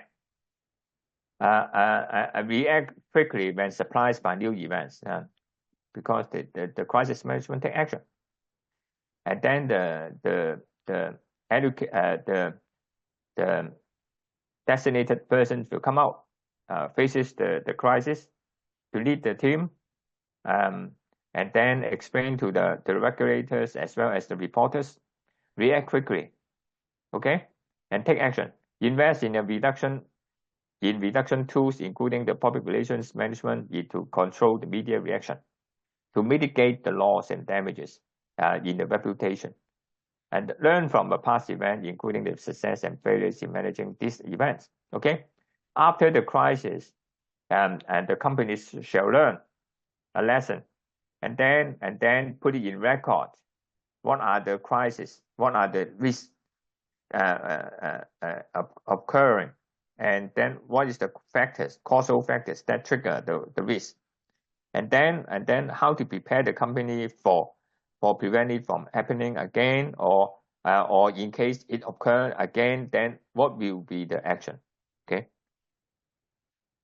Reputation, a key part of resilience is effective reputation arrangement. The action to respond to the crisis will help maintain the company's reputation. Okay, because if the stakeholders will criticize the companies in case if the company failed to respond to the crisis effectively. Typical example, MTR. When MTR case a few years ago, about 5 years ago, when the whistleblower come out, that in the operations they cut short the steel bar, okay, and then the MTR failed to respond to the crisis effectively. Okay, that is the MTR case.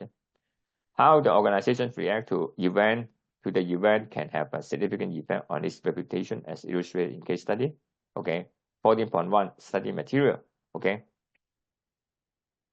tangible, intangible risk. Tangible is those in terms of fines, balance sheet growth, constraint, loss of money, etc. For further intangible risk is loss of talent, loss of company reputation, long-term effect, sustainability, etc. Okay. Okay.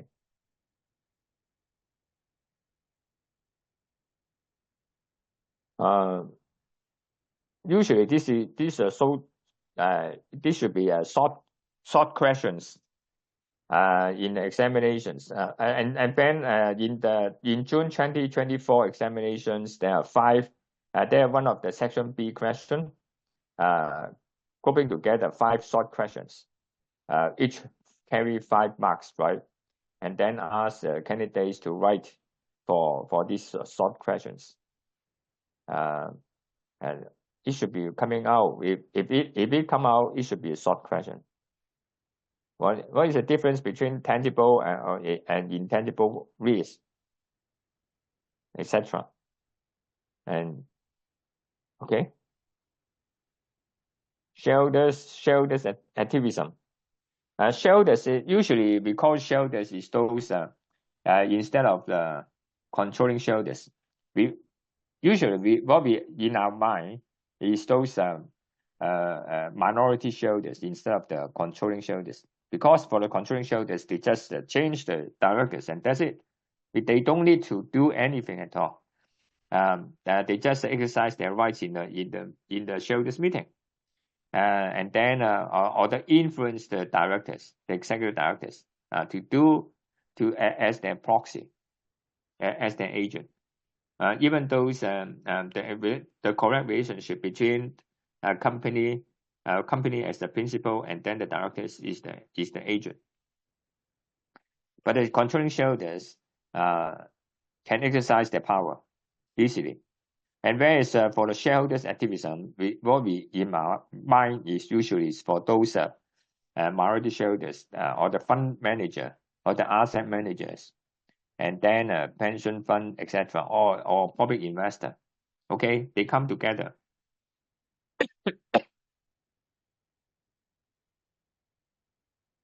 Exercise their rights in the shareholders meeting by proxy. They come together. But in USA, they are more active for shareholders activism by collective action, taking the legal action to claim the directors for the misconduct. Typical example, Enron case, and also for certain listed companies listed in the USA. But in USA, they are more popular. This kind of legal action, collective action, are not popular in Hong Kong. Therefore, even though there is a very serious executive director's fault, and then the shareholders cannot take actions. Typical example, CITIC, Zhongsheng Taifu. When the company lost a lot of money in the or in their foreign trade, Australia dollar against Hong Kong dollars, they lost about 16 billion Hong Kong dollars, and then the shareholders failed to take any action to claim the directors.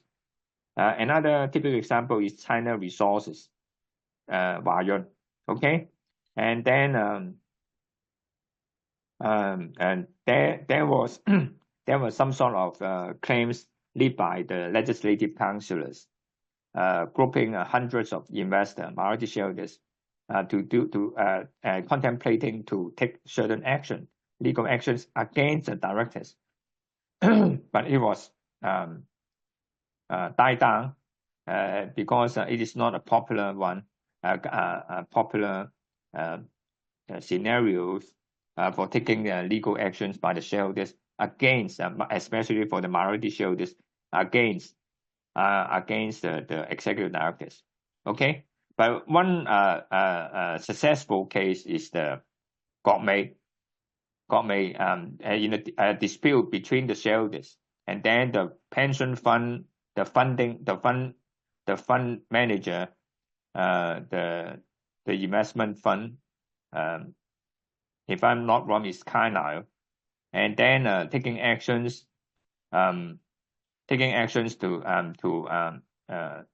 in the shareholders meetings, and then taking the control of the company against another group of the investing fund manager. Okay, you can go into more detail for this GokMei case, GOME, GokMei.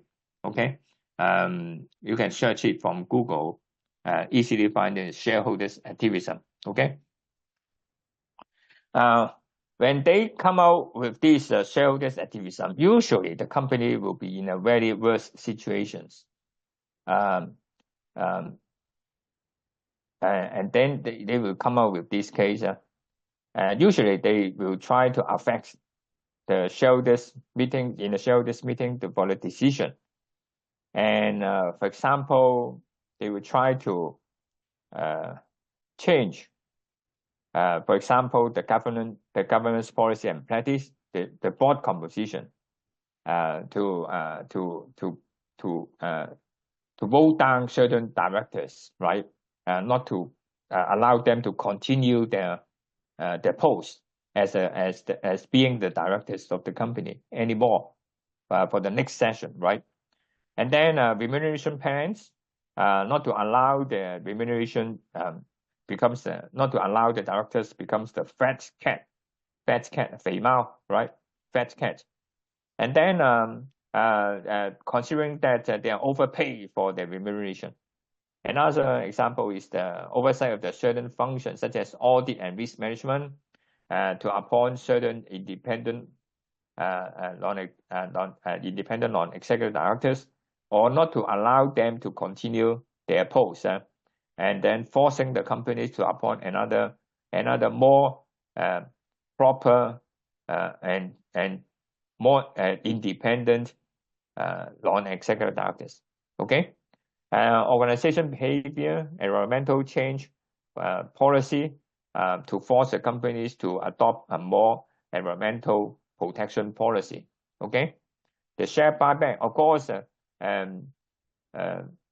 lot of fund managers hope the companies wish the companies to buy back more shares, because buying back the shares, they can dispose the shares in the market and that the companies can be purchased at a reasonable price. And also share dividend program, request to pay a higher and special one-off dividend, a special dividend. Okay. And then when the company, under what situations the shareholders will activate, the share activism will be more popular. Low market value relative to book value, when the share price is low, relation to the book value, the share price may even lower than the net book value per share. Okay. And then prolonged underperformance relative to peers, losing, always losing for many years, or the growth of revenue as well as profit is very low. Okay. Excessive cash on hand and has not been reinvested. Too much cash on hand and it is a target of the acquisition. Parts of the business and do not align with the overall or core strategy. Core strategy, that is, the company usually has a core strategy, and then if they deviated from the core strategy, then the funding, the investment fund or pension fund will not be satisfied. Okay, for example, a telecommunication company, if they deviated from the telecommunications and then involved in the property market, then the pension fund will exert their power. Or either they dispose the shares and go away, or they try to influence the company, the executive directors, to remain in their core strategy. Failure to meet basic corporate governance or ESG practice, for example, whistleblowing reports in the market for connected transaction by the executive directors, or ESG practice is not up to standard. Okay, these are the typical example. Well-advised and well-informed board to take role of the board. And then, of course, there is a role of the board, role of the company secretaries. If you discuss, they usually ask what is the role of the board, and role and duties, or role and responsibility of the board, and then role and responsibility of the company secretary and the government executive, government or the governance professionals. Okay. For the board, of course, they have the ultimate responsibility to lead the companies, to supervise the company, or to oversight the corporate governance practice of the company. Okay, and they have under the law in Hong Kong, the board of directors, because we have only one tier board, and it is the ultimate responsibility because the authority vested to them, vested to the board of directors to manage the company, okay, to govern the company, and therefore he has to lead the companies to come up with a policy, to come up with the culture, to allocate sufficient resources, to continue the training, make sure themselves to understand the requirements, okay, and then disclose the informations in a timely manner, okay. And then for those companies and governance professionals, they have to support. They have to for the board of directors, of course, we have to ensure the risk management system and the compliance management system, okay, and also the crisis management, and also the business continuity plan, etc., okay, and also whistleblowing system, okay. And then whereas for the companies secretaries as well as the governance professionals, executives, they have to maintain. They have to maintain. They have to support the directors, and then acting as an immediate advisor, and then to maintain the risk management system and the compliance management system, to ensure the liaise with the stakeholders, to liaise with the regulators, okay, and also provide trainings. I think that's all for the part 2, and then it comes to part 3. Trends and futures development. Because of the time issue, I think we make it very fast, complex, and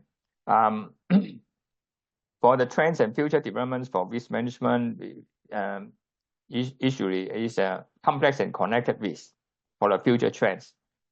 Because of the advance of technology, of course, it will become more and more complex and connected.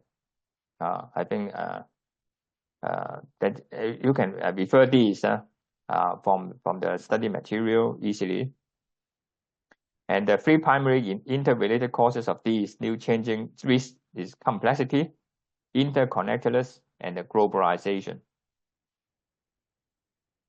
Of course, emerging risks, high degree of uncertainty and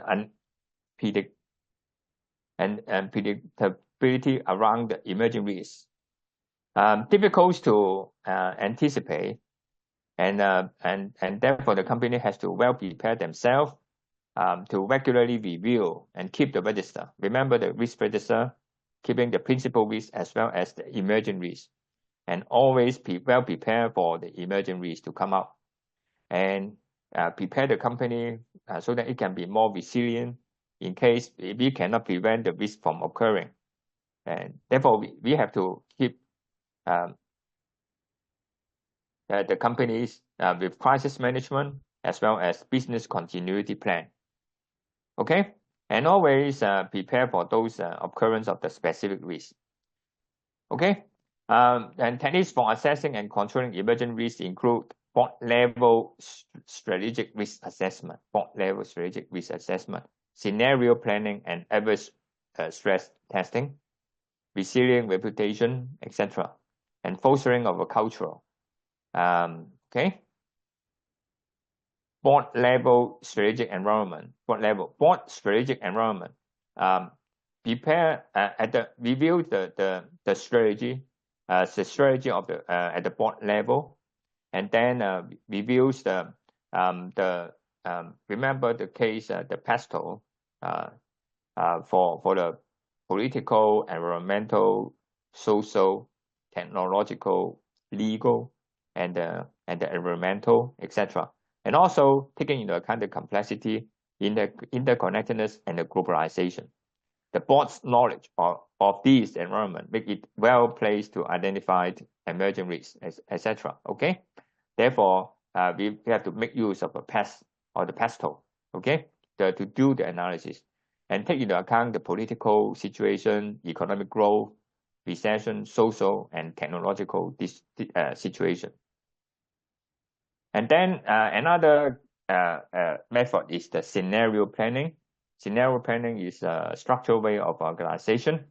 Review the threats and opportunity, some sort of the SWOT analysis, the strength, the weakness, the opportunity and threats, scenario situations, and recruiting certain expertise to come together and then discuss the case. And then it may also the reverse stress testing. It is a particular application of stress and scenario testing. The purpose of reverse stress testing is to assess the circumstances under which the organization will become not viable. That means what will be the risk capacity, and then to what extent that we sustain the risk. What is the risk tolerance? And then under what situations that we fail to tolerate anymore. Okay, that's go beyond our risk capacity.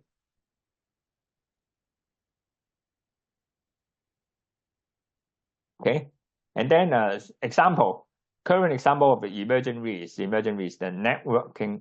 networked economy, social media, digital natives, and also disruptive technologies and global pandemics, etc. You can refer this in the chapter 15. And then changing knowledge and skill.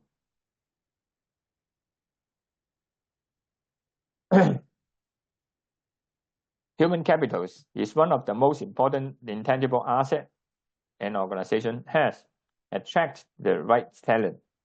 And then should be a key priority of the senior management team with the board. And of course, technology advance is rapidly. For example, artificial intelligence, and then information technology, big data, etc. Okay, there's a big gap between the skill possessed by the employee and the skill required by the organization. And then how to upgrade, how to make sure the company, that the employee is up to standard. And that is a big difficulties for that. Okay.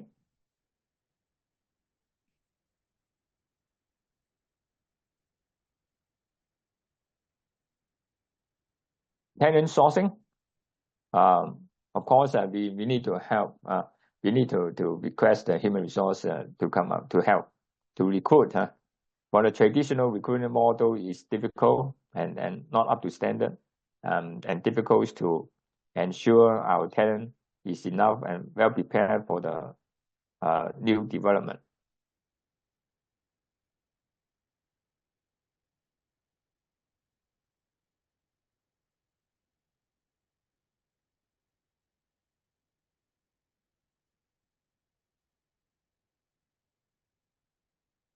Okay. Okay. Talent risk is a business risk. That the company cannot fulfill the talent's requirement. Okay. Role of the board. Finally, is of course the role of the board to allocate resources to upgrade the human resources, the talent, to seal up the talent gap, the talent gap. Okay, the role of the board. Digital transformation. Digital transformation is the modernization of an organization's internal and external process using the latest technology.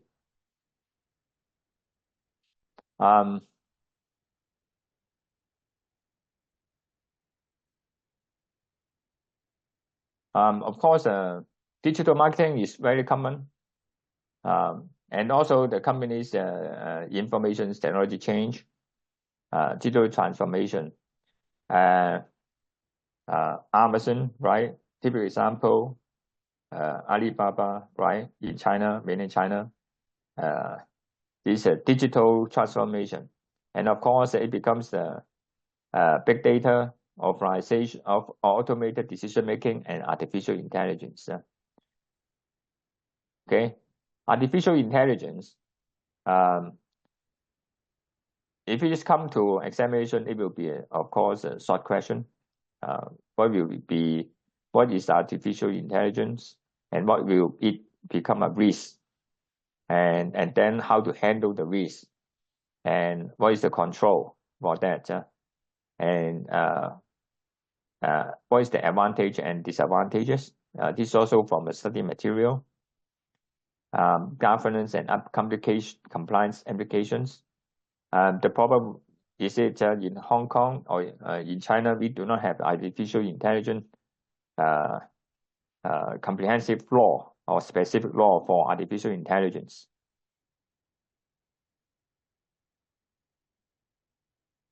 The governance and compliance implications,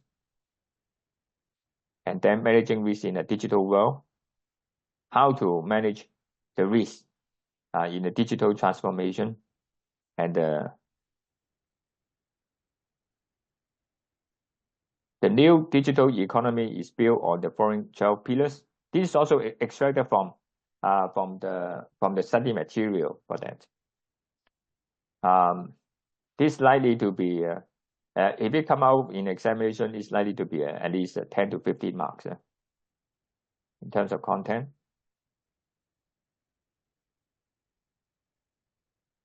Digital risk. What is digital risk? 4 points. The risk that an emerging technology will significantly impact on the future profitability.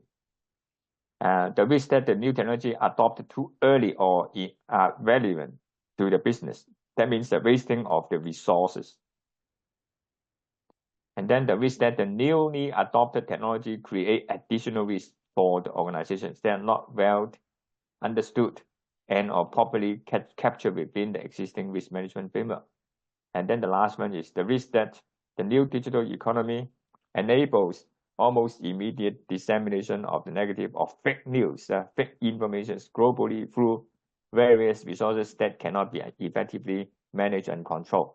This is also from the study material, chapter 15. Okay, the role of the board.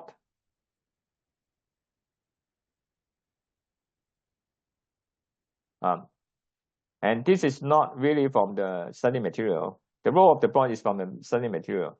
And then the role of the company and the governance professional is not from the study material. Okay, it becomes you can quote immediate support to the directors, maintain the risk management and compliance management, identify the risk, assess the risk, and update the risk register, audit internal control, whistleblowing, regularly review and training, liaison with regulator, and the communicate with stakeholders. It all come out, okay? And that is the end of the part 3. This is a chapter, study material, chapter 15. Okay, the final one. Okay, this the final one actually is last time, remember, is controlling third-party risk. Who is the actually is the key question is who are the third parties and what are the risks in the study material.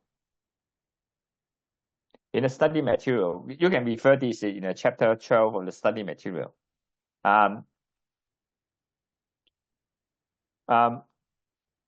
writer of the study material considered that the service contracts are entered into, there will be a third-party risk. The key risks are failure of the service provider to provide an acceptable quality of service. Third-party risks, for example, suppliers or the customers. Okay, and they are the third parties. Disruption to the continuity of the service. They stop to provide supplies. Failure to provide the service provided, such as bankruptcy. Okay, But the problem is that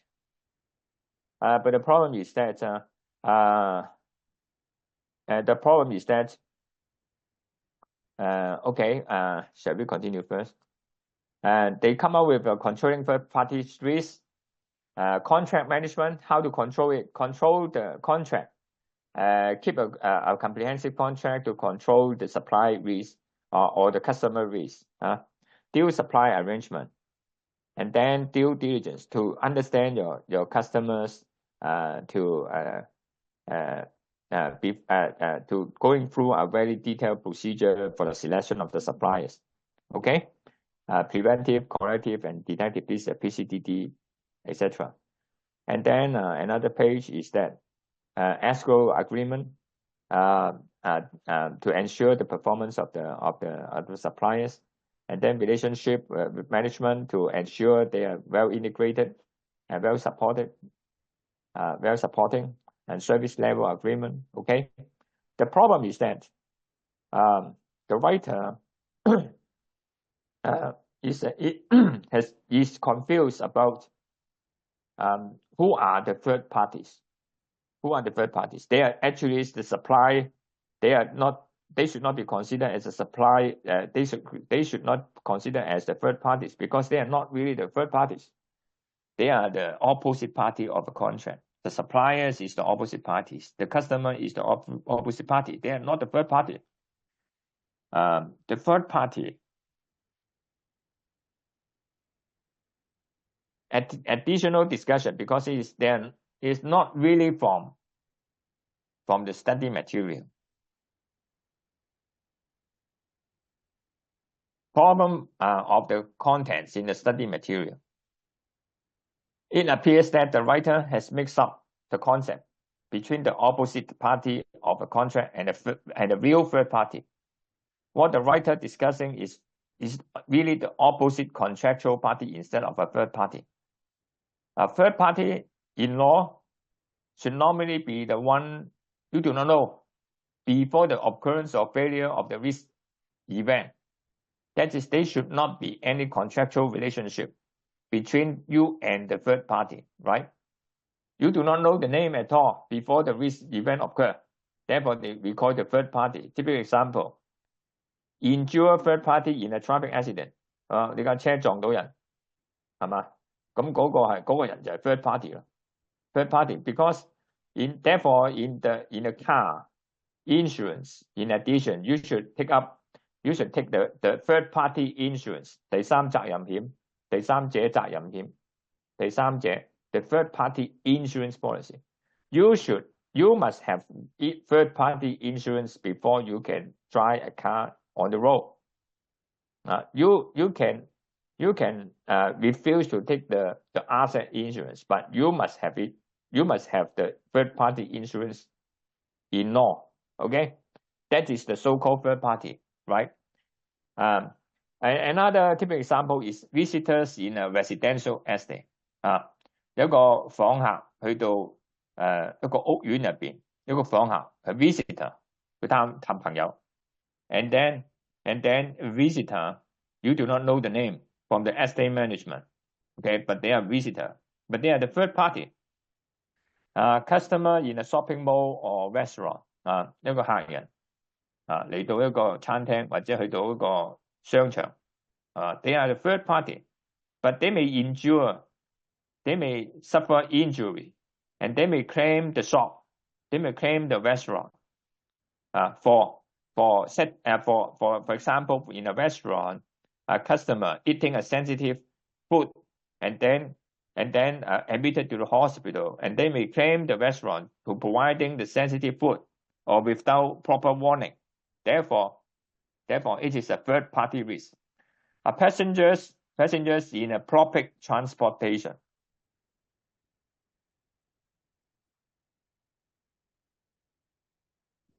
In a public transportation 喺巴士度，公共巴士係嘛？一個乘客佢係 third party。Okay, another typical example, when a launching vehicle 火箭發射 and then there will be debris coming down during the launching process, and then the launching launching service provider 發射火箭、長征火箭，right? They have to take out the so-called third-party insurance covering the drop zone. Third party, okay? Third-party insurance that we call the third party. And then final example, the circular of listed companies 出一個通函circular for listed companies 上市公司出一個 list issuing publications to a circular. For example, 中信泰富 right? They issue a circular 大昌行 right? And then claiming there is no financial situations that must be aware by a significant issue. Okay, that is a circular to the shareholders, but additional it may affect the investing public. Typical example, a prospectus, right? Is found to have been grossly misstated to its financial situations. It should be or approximate or announcement.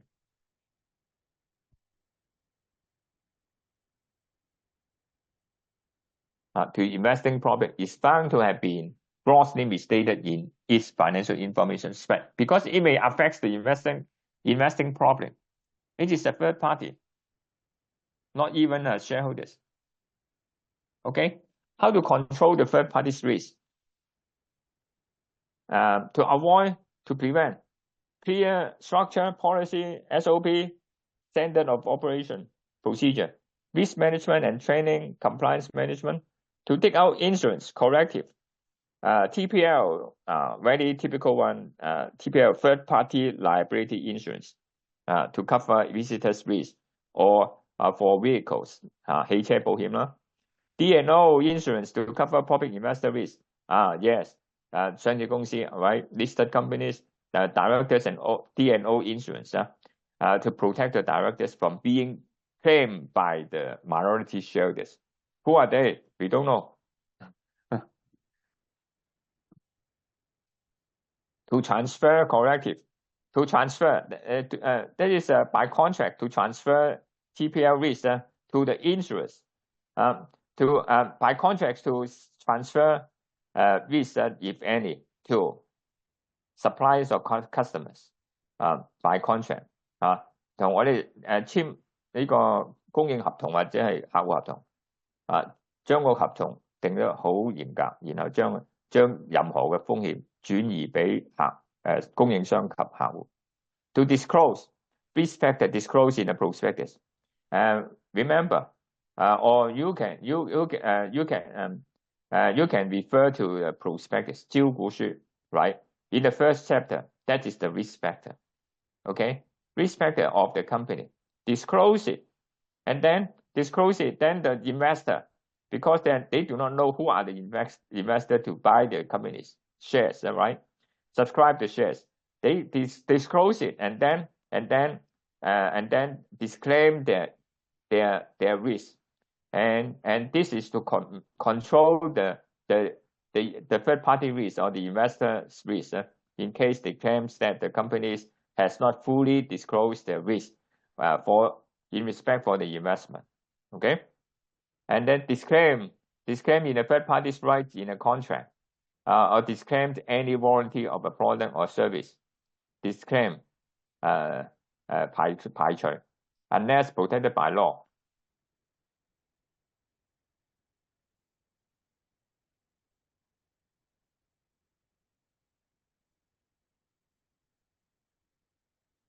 Disclaims the warranty. Sometimes the warranty is under the law, okay, unless protected by law. To rely on certain supports or representations. Rely on certain supports. Auditors rely on the director's representation. The auditors provides the auditor's audit opinion. Is rely on the director's representation on the company's account and internal control system. You can refer to the annual report, the audit statement. They have already claimed that this rely on it is not an absolute assurance, and also they rely on the internal control system the pleasant situation of the internal control system, and also the director's representation. Okay, the director's representations involve a number of pages, of representations that the directors warrant the situations of the company, the status of the company. Okay, rely on the professional advice. For example, the independent directors, they rely on the external professionals to give them the legal advisor or the financial advisor to give them the advice. Rely on the opposite parties' confirmations. Opposite parties, the suppliers or the customers. And then, therefore, we need the companies, we need the contract template, a very protective contract templates to protect the company, to exclude, prevent, for example, the auditors. Okay, in the case of Capero Industry against statement, the auditors, for the protection of the auditors, to exclude any third parties to claim the auditors, because the auditors provide service to the company only, not any other unnamed investor. Okay, and also to mitigate up to the standard risk management and compliance management system can help the companies to mitigate their fault, in case they fail to comply with the compliance obligations, such as disclosures of informations, the disclosures of inside informations under the Chapter 571(v), under the Securities and Futures Ordinance, in respect of the disclosure of inside information. Okay. The controlling third parties risk, the role and duties, board and directors, company secretaries, governance, executive and risk professional, cooperation, etc. Okay, they are listed out. You can elaborate. Of course, you cannot, in examination, you cannot write it in a bullet point. Occasionally, you may to identify the items, but you have to elaborate a bit in a few sentences. Never write long paragraph. Okay, this is the end of part 4. And then finally, we have to go through the past examination question. This is from June 2024, question 2, a case question. 25 marks total, 25 marks. It divided into 2 parts, 2A and 2B. 2A is 10 marks and 2B is for 15 marks. Markers, marking guidelines from the markers. Okay. For part A, give the guidelines, but I think this guideline is too general. It's difficult to get some thing from it. Candidates are reminded to write a small paragraph to relay your answer to the case. To rate, because it is a case question, you always relate your questions to the question. If you write this, you can get a very good impression from the marker, and you can get good marks. Okay. The question. Answer Q2A could include the following content. This is actually from the study material, and this is the marking scheme, and that means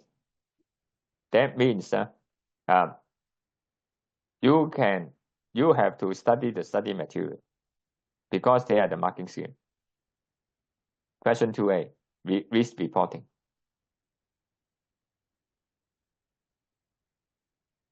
Design and implementing the risk report. Actually, it's from section 263, chapter 9, study material.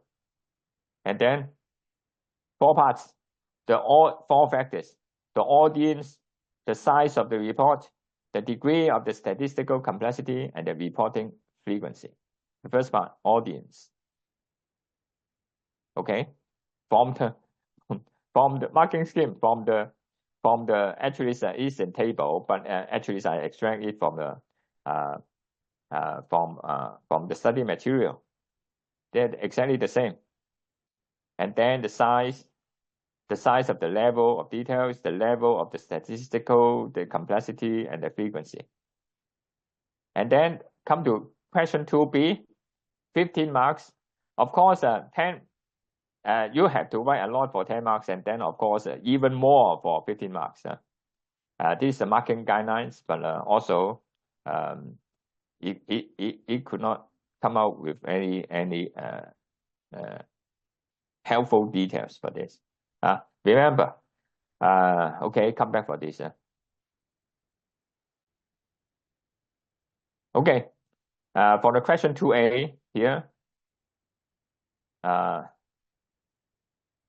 here you can see the 5th bullet point from the marking scheme. For the first 4 bullet point is actually from the study material, and then you can be clearly the risk reporting at BISCUS. BISCUS is the business case, has not provided sufficient information to the board to assist in effective decision making in the past.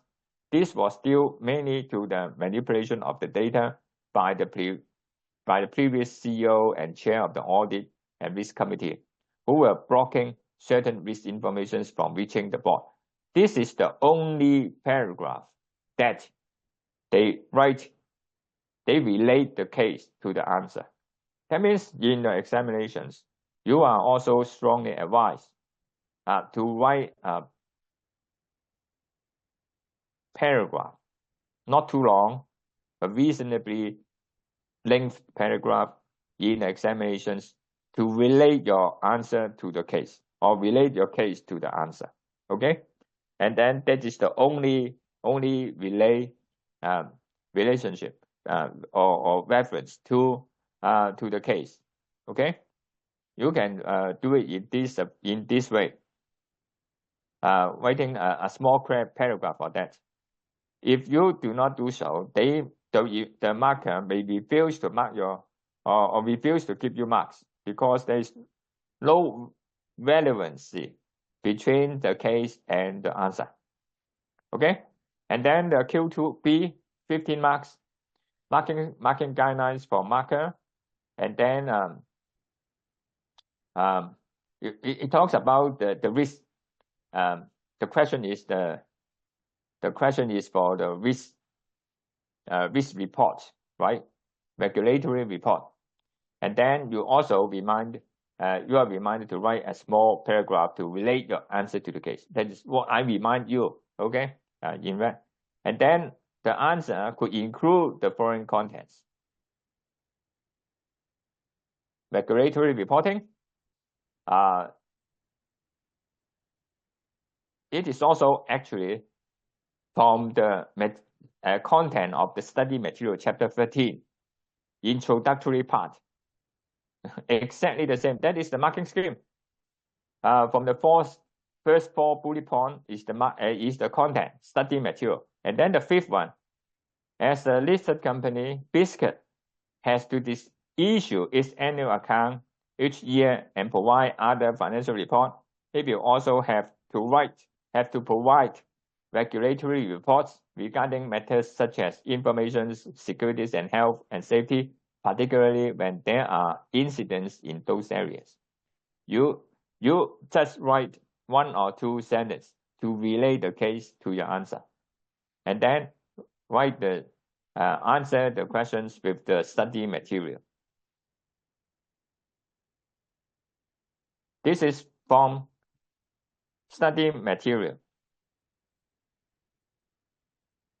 Study material. Roles and responsibility for the regulatory reporting. Study material. And then company secretary and governance professionals. Study material. You can also refer here. This, as BISCUS has recently been bought as a large organization, the role of the company secretary is key to providing information to others, to those changes additional to the company secretary. This is also a small paragraph to relate the case to the answer. Compliance function, risk function. Okay, because the question you can see the question 2B.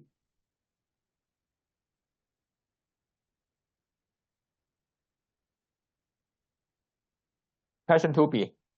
Okay, we come back to the question. 2A. In viewing the changes to the organizations and the concern of the shareholders regarding the report on the principal risk and the annual report, Sophia, the chair of the new audit committee, has asked for information on risk reporting that she wants to raise at the next board meeting. What's the question? An analyst's best practice in relation to design and implementing of the risk report. Okay? Analyst, that is, you write something. You write certain paragraph to give in relation to the designing and the implementing the risk report. Okay? That is the first question, designing and implementing the risk report. And then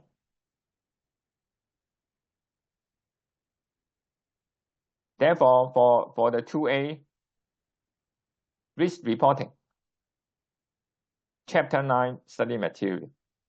Okay, we have gone through this already.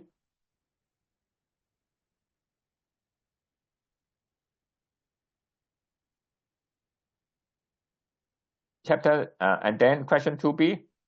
As part of the analysis of the reporting, Sophia would like to ensure that the key individuals and teams understand regulatory reporting and their responsibility in connection to the reporting. Assess the wider context of regulatory reporting. Assess, that means to write something about it. Encompassing the 5 basic activities involved in the process. 5 basic activities involved in the process. Include in your assessment the responsibility of the company secretary and other governance professional. Okay, that means you have to write something about the regulatory reporting. Okay, you can see here regulatory reporting, and then write something about the 5 basic activities involved in the process. Write something about the 5 basic activities of the regulatory reporting. We have gone through that already. Include in your assessment responsibility of the company secretary. Include, that means at least you have to write the responsibility of the directors as well as company secretary, and the governance professional. And it is the basic. You have to write the director's responsibility, and then include. In addition, you have to include the assessment, the responsibility of the company secretary and the governance professional. You should also you have to write the directors, the company secretary, and the governance professional. Okay, these are all from the study material. And then, as well as the compliance function, you have to include the compliance function and the risk function. Okay, these are all from the study material. Okay, therefore, study your regulatory. You have to identify. Clearly study the question. What are your requirements? Okay, the requirement usually right in the second paragraph. That is here and also here. That's here. Okay. Focus on the second paragraph. Okay. And then count it out. Assess means to write something. Wider context of the regulatory reporting. Relation to the. In the first part is about the risk report, Chapter 9, and then regulatory report, Chapter 13, right? And then encompass the 5 basic activities involved in the process, chapter in the study material, and then study the responsibility of the directors, and also include the assessment of the responsibility of the company secretary and other governance professional. Because this is the include, that means you have to write the director's responsibility, not to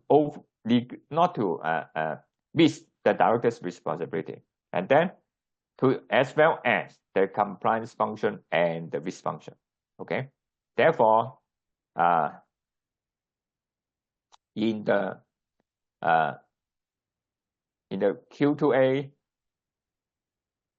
reporting, Chapter 9, design and implementation, and then audience, size, level, statistic, and frequency. And then Q2B, risk regulatory reporting, Chapter 13, and the study material, 5 levels, 5 basic activities, 1, 2, 3, 4, 5, and then roles and responsibility of the directors.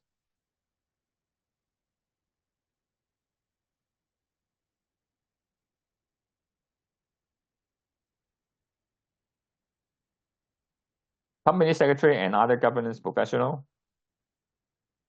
compliance function, and risk function. Okay.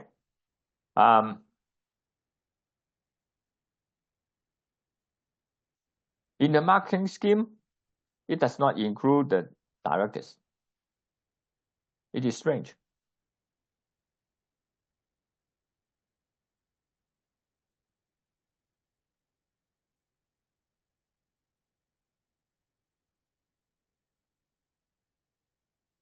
Okay. Anyway, as a listed company, BizCast has to issue the annual report to relate the case to the question, to your answer, to release the case to the answer. Then you can get you can get good marks for this because you have related the case. And sure, the markers give you marks. Okay. And then if you fail to relate your case, like this, fail to relate the case to your answer, the marker may refuse to give you marks based on the irrelevance, no relevancy, but or absence of relevancy. Okay.